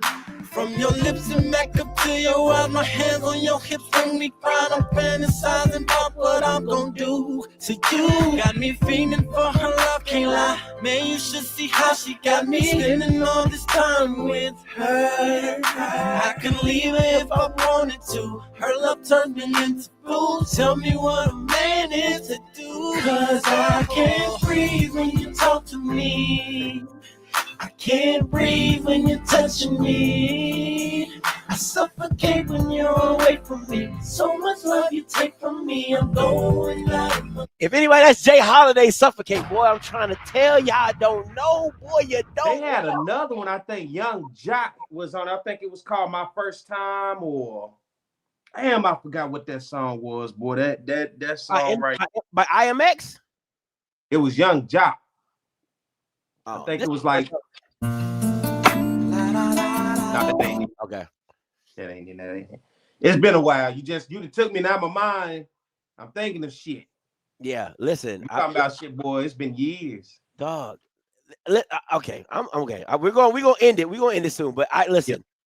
I just need y'all. I need these youngins to understand, man, that back in the day, you had to have the CD right. Like when you play the CD, it couldn't be no weird songs on there to mess the vibes up, because the girl gonna be like, "What is this?" And then you now the whole thing just messed up. That's why Pretty Rick, you could just let the whole thing ride. That's how nasty it was. One to the end. Your just body ain't nothing but a number. Playhouse, Juicy. I mean, you name it. It was like that. Like that Blue Star album. If you couldn't get nothing off that Blue Star album, you was lame. I'm sorry. Like,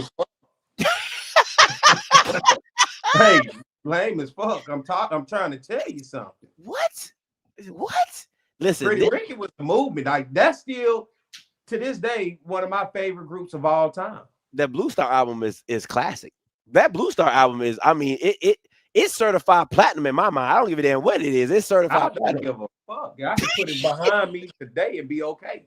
No, I'm okay. Let that ride out anytime. I don't care where you at, who you with. You can let that ride. But to see these young guys, they don't understand about having to set it up. You know what I'm saying? First time, Young Jock. I'm gonna play that. Hey, that's it. Boy, listen.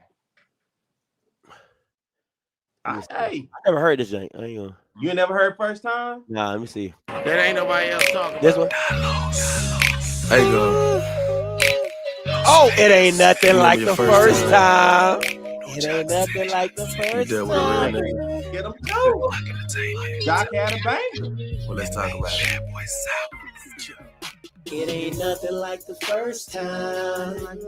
It ain't anything to blow your mind. Baby, if I touch you here, kiss you there, gonna fall in love, shorty, best be right. Ain't nothing like the first time. Trying to tell you I can blow your mind. Baby, if I touch you here, kiss you there, gonna fall in love, shorty, best be right. Hold on, this ain't no love song. More like a cut song. You say your day was long, but tell daddy what's wrong. I'ma tell you one time, just relax and unwind. Man, they ain't making music like that no more, P. They ain't making music like that. You can send that song to a chick, it'll be on a ringtone, like that'll be your girl ringtone or something like that, man. What? That used to be, see, I come from the write the letter era. Time, the mood, the song. Sound like some old niggas. I'm in second period, just thinking about you. You know, Time to move first time, young John. dog. Listen, man. Let me tell you, this one right here. It didn't matter where you play this. A&T ready to go now at this point, boy. I'm talking about, hey, what we gonna do, Scotty? We got him. Hey, I'm talking about, boy. We good. So you know when you get it, this is the next track off after you done got it. Whisper sweetness.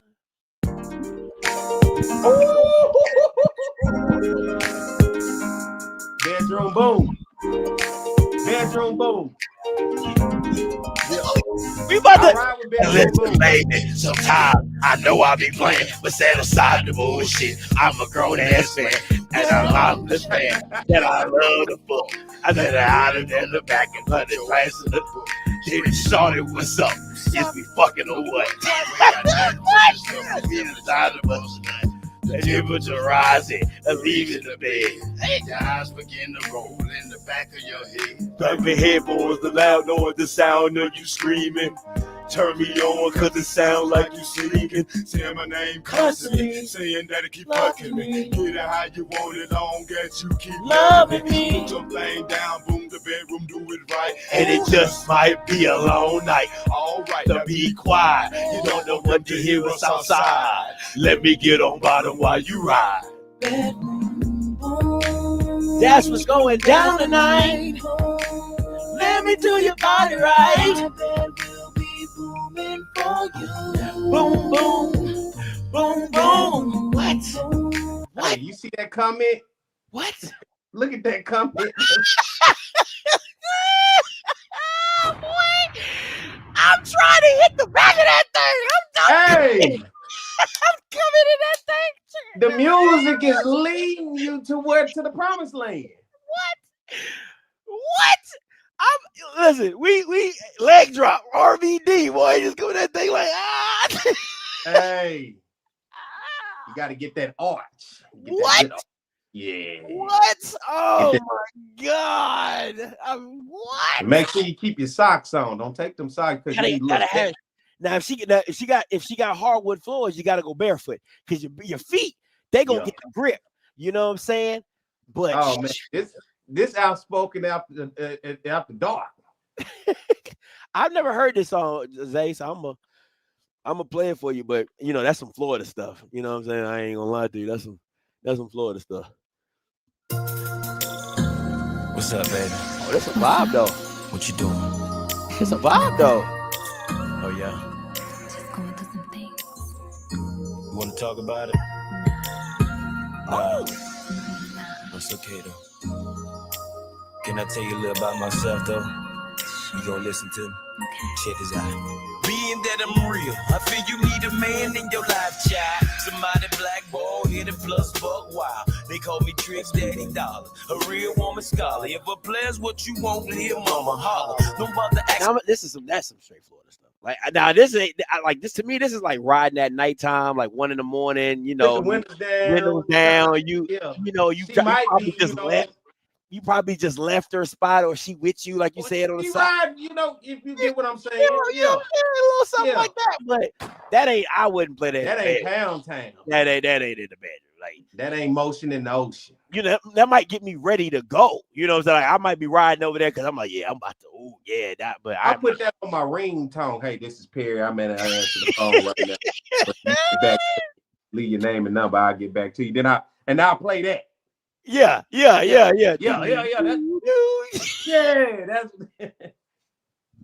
hey, you know who it is. It's your boy Perry. I ain't able to answer my phone right now because I'm busy. But if you leave your name and number, I'll get back to you. Yeah. Then that play. Perry, something is wrong with you. That's back when we used to have signatures on our texts. Oh Jesus! Had you to remember ring the back home. signature? Yeah, I used to like Lewis. So I used to have Young Money, Free Gucci. All that on them signatures on the tip. Boy, we were wilding at the time. We had signatures. Oh my gosh, that. Yeah. Yeah, man, I miss them days, bro. I ain't gonna lie to you. That was some days, man. That was some days right there. Just And vibe. when you listen to stuff like that, it take you back to those days. Boy. I'm talking about to an exact moment, place, time, backseat, wherever. It take you there. Yeah. It do. It take it. Boy, I'm telling you that Juicy, I used to have the Juicy on my phone. Like I had it because at that time you had to literally record it on your phone, and I would just play it like that. That's why you just heard me say I did my intro and then I put it up to the speaker. That Juicy was different, man. That Juicy, especially like down south. Oh, it was all Pretty Ricky. When I was in Texas, oh my God, Pretty Ricky was it. Pretty Ricky was it for me. I mean, that was Pretty Ricky and Pretty Willie. Pretty Willie hit you with 4 walls, it's over. 4 walls, the panty dropper every time. I mean, that's the finish. I'm not gonna lie to you. When this song came out, I was so mad it was just an intro. This right here's a panty dropper. Whoa. First song. This right here's a panty dropper. Oh, neighbors know your name. Baby, Let me sing my song. If you up in the club, trying to get it up, then you need to tell the DJ to put this song. Put this song on. Tell you what it is, put away the kid. And then you went with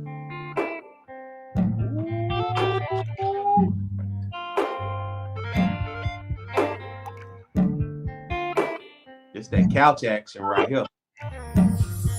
Pre-gaming it. Yeah. Soon as we get started making love, going hard, I hear a knock, knocking on the wall. And as soon as I go deep, getting it in, then again, there's a knock, knocking on the wall. Girl, your legs keep shaking. I swear we breaking. I knew. Dog, come on, man. They don't know nothing about that. Yeah, y'all don't know. Yeah, them old heads say, look at these youngsters, boy. And the youngsters like, yeah, y'all old heads. So I don't know what we at in the mix. We right in the pocket in the middle, I guess. You know what's funny though? There's a song that I would like. I used to love it, but it wasn't really like it was, but it wasn't right. Like a sex song, but I used to love playing it like for a pregame jank. The song, baby. I'd like to thank Mr. Brian Michael Cox for helping me illustrate my feelings. It's just getting too hot. It's just getting too hot, baby. This is the last time. Getting too hot. This is the last time. I mean, for real. This has got to be the last time. It's going to be the best, though. See, this is with that toxic relationship. You know, the one that you be like, the girl, she hates you. You hate her, and then y'all always find each other at each other's house, and you just promise. Just one last time. Cause if she catch me with you, these hotel rooms is looking too familiar. Your love is so serious. Girl, you keep me coming back, baby.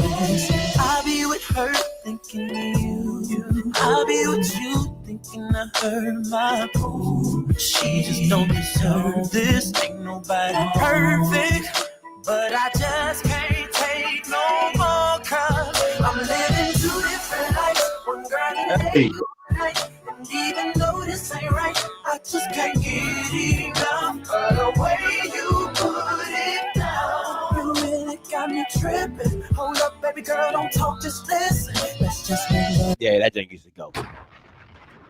That jank used to go. Player music right there.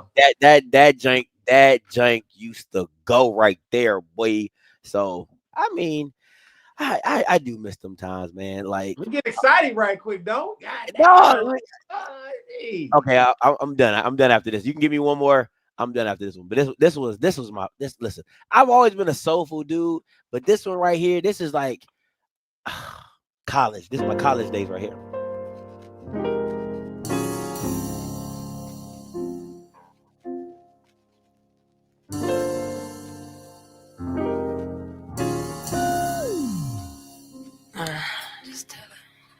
See, I've been watching you for a while, your smiling style. Wanna know if I can be with you for the night, alright? Is that alright? Baby, baby. There is only one for me. Oh, this Jake right here. You have made that a possibility. We could take that step to see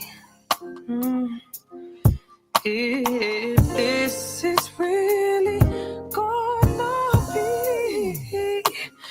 All you gotta do is say yes. All you gotta do is say yes. Well, that was that foreplay. Kissing on the ear, kissing on the neck. Boy, God, no.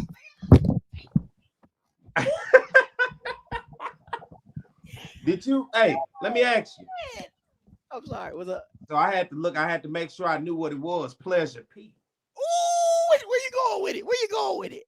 You can go. Did you wrong, or you can do boyfriend number 2. Oh, I did you? Oh no, you gotta go under. You gotta go under. Yeah, you can go lit. You gotta go under. You can go rock bottom.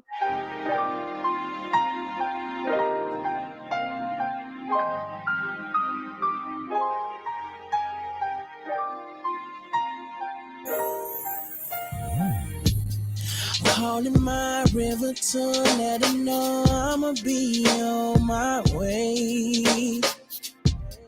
Missing how the river flow, even though it's only been a couple of days. Cause it be raining, ain't complaining. You got that water, made for drinking. Baby, if I drown tonight, it's all worth it for you. I don't need no rescue. I'ma hold my breath until you feel it in your chest when I go under. I ain't coming up until you're screaming. Yeah, Pleasure P got a bunch of bangers. Yeah.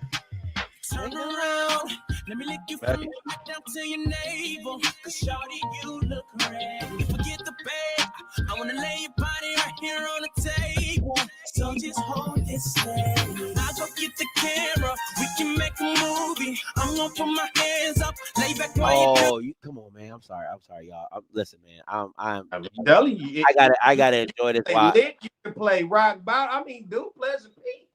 Hold Pretty on, well, bro. No. How do from we? an era? How do we? No. What? This right here? This song right here? I'm about to. Exactly how much we talking? Hey, details coming up in weather. Begin with stormy weather, rain, wind, roads out, mudslide. When it rains, you can guarantee a flood. Storm by Jamie Foxx. Woo!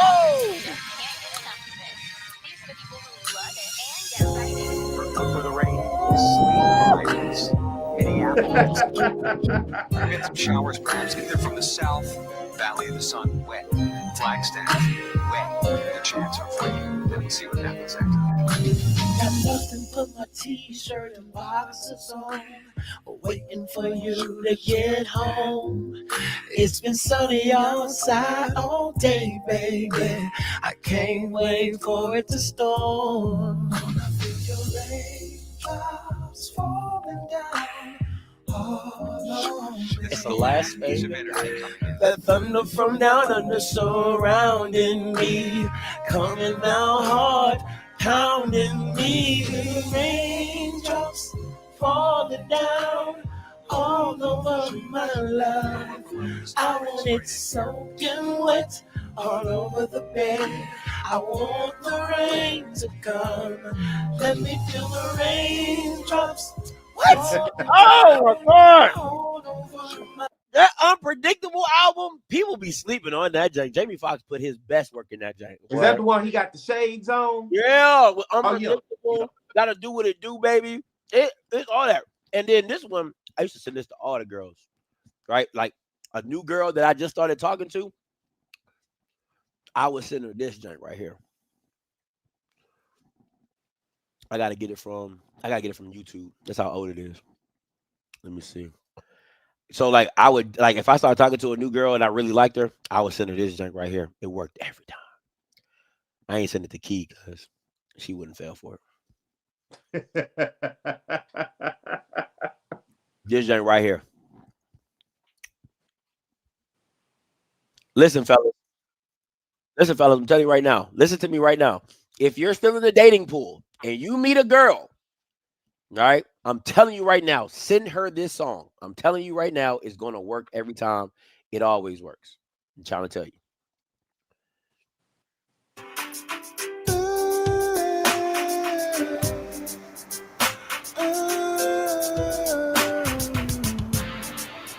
I'm about to listen after these songs. I'm about to play one of these in the bedroom tonight. I hope she's not Bro, asleep. get up off of here, bro.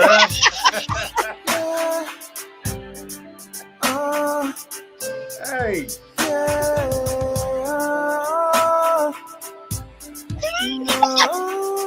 The wild man. I've never seen a girl so sweet. I swear I could love you for the rest of my days. Now every time I see your smile, it's transferred back to my face. Yeah, I never met a girl that changed my mind. I was gone with the wind, head in the sky. I never met a girl like you. You don't know what you do.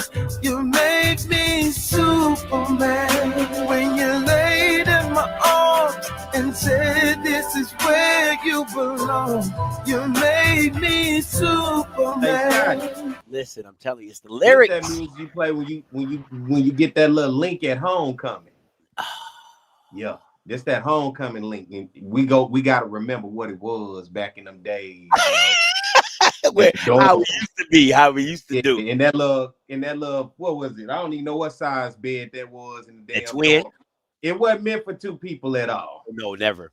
You had to be on top of each other to make it work. Had to be. That's when we sneak out. We listen to that right there. Bring it back. It's Plies. I just want to appreciate. I want to thank A&T. You didn't even play no Plies. Oh, no. Hey, look, I'm just saying that old Plies.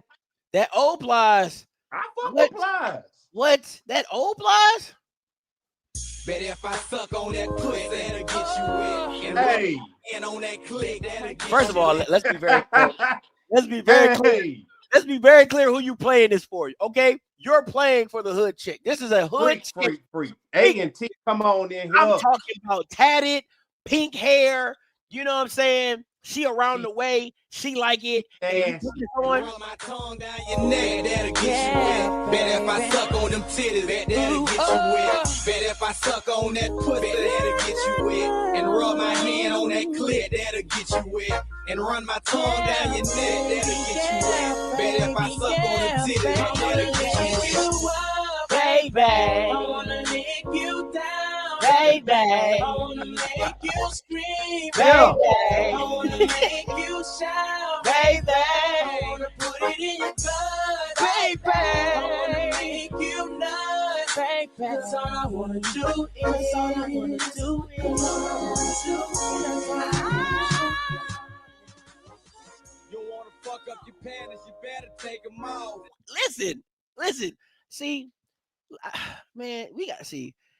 You played the music by the girl. Like, if you were dating the straight A student, right? You're playing four walls, right? You're playing four walls. You're playing a little Trey songs. You know, you're not going over to the raunchy stuff. You're keeping it real mellow. Say yes, because she knows she's not supposed to be doing it, but she want to do it, right? So you playing that. But when you're playing the C student and she just barely got into college, you playing it after this semester. What? She going back home after this semester. What? We plazing it up. We trick daddying it up. It's bedroom boom. You know what you came here to do. Mississippi Valley, UAPB, Delaware State, A&T. I'm missing somebody. Who else on that damn list? Bethune-Cookman. Oh yeah, you play Plies all day. You know what I'm saying? Yeah, dog. That's what you're doing. You gotta know your audience. Okay, you gotta know your audience. I'm telling you, if Plies come on with an A student, she's getting up, putting her shirt on, and she's walking out of your room, and you're never going to talk to her again. He's appalled. He's like, I'm not no hoe. You ain't gonna treat me like some hoe. You're not. It's not. That's the. You gotta. Now, okay. People are going to disagree with me. I never played Chris Brown. I don't think Chris Brown. Me personally, I don't like any. Chris Brown is not a bedroom singer, if that makes any sense. I don't. Yeah. There's not a bedroom song like "Lay You Down." It's like but Chris Brown doesn't have like bedroom songs for me. You know what I'm saying? Like Usher, Nice and Slow. You know what I'm saying? Like I can't. I don't know. Like, you know, people like Chris Brown, so they might want to hear Chris Brown. But me personally, I don't think Chris Brown makes bedroom songs. That's right. I'm good on that. But other than that, man, I enjoyed this, man. This is memory lane, man. I feel like you got it sounding like your wife in store for a little late night tonight. Listen, I might go. You know, I might put something on Alexa.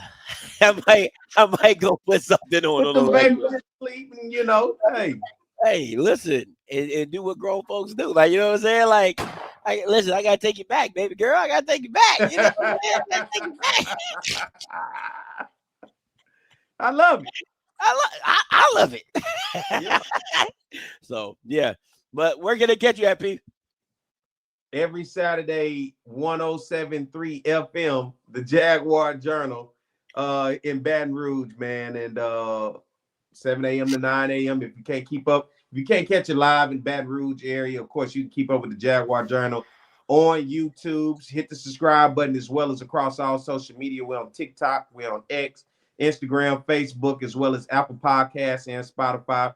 You can also keep up with my On the Yard network as well. And right here with my man Scotty on Mondays with Outspoken. That's what we do here. And before we get out of here, I might have to just give you a little sample of what I'm gonna play when I go downstairs. Oh shit. Oh, yeah, baby, yeah. Yeah.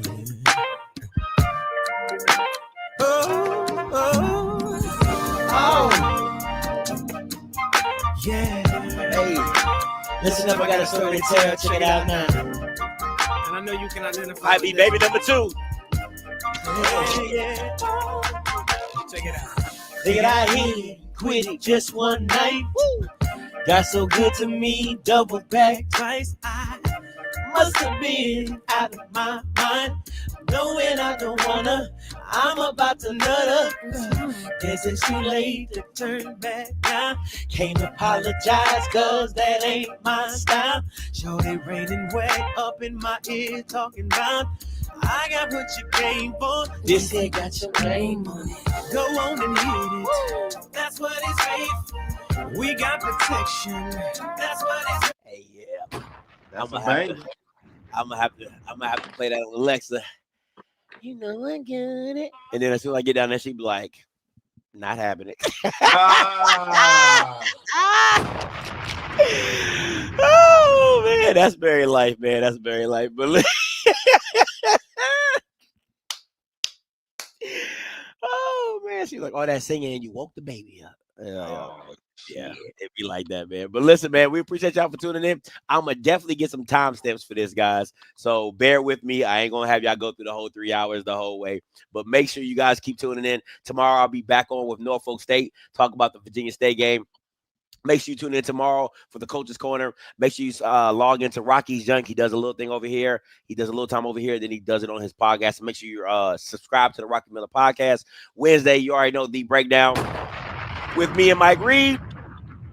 And Thursdays, it's a freebie. All right, listen, until next time, you know what I'm going to do. I'm a holla. God bless.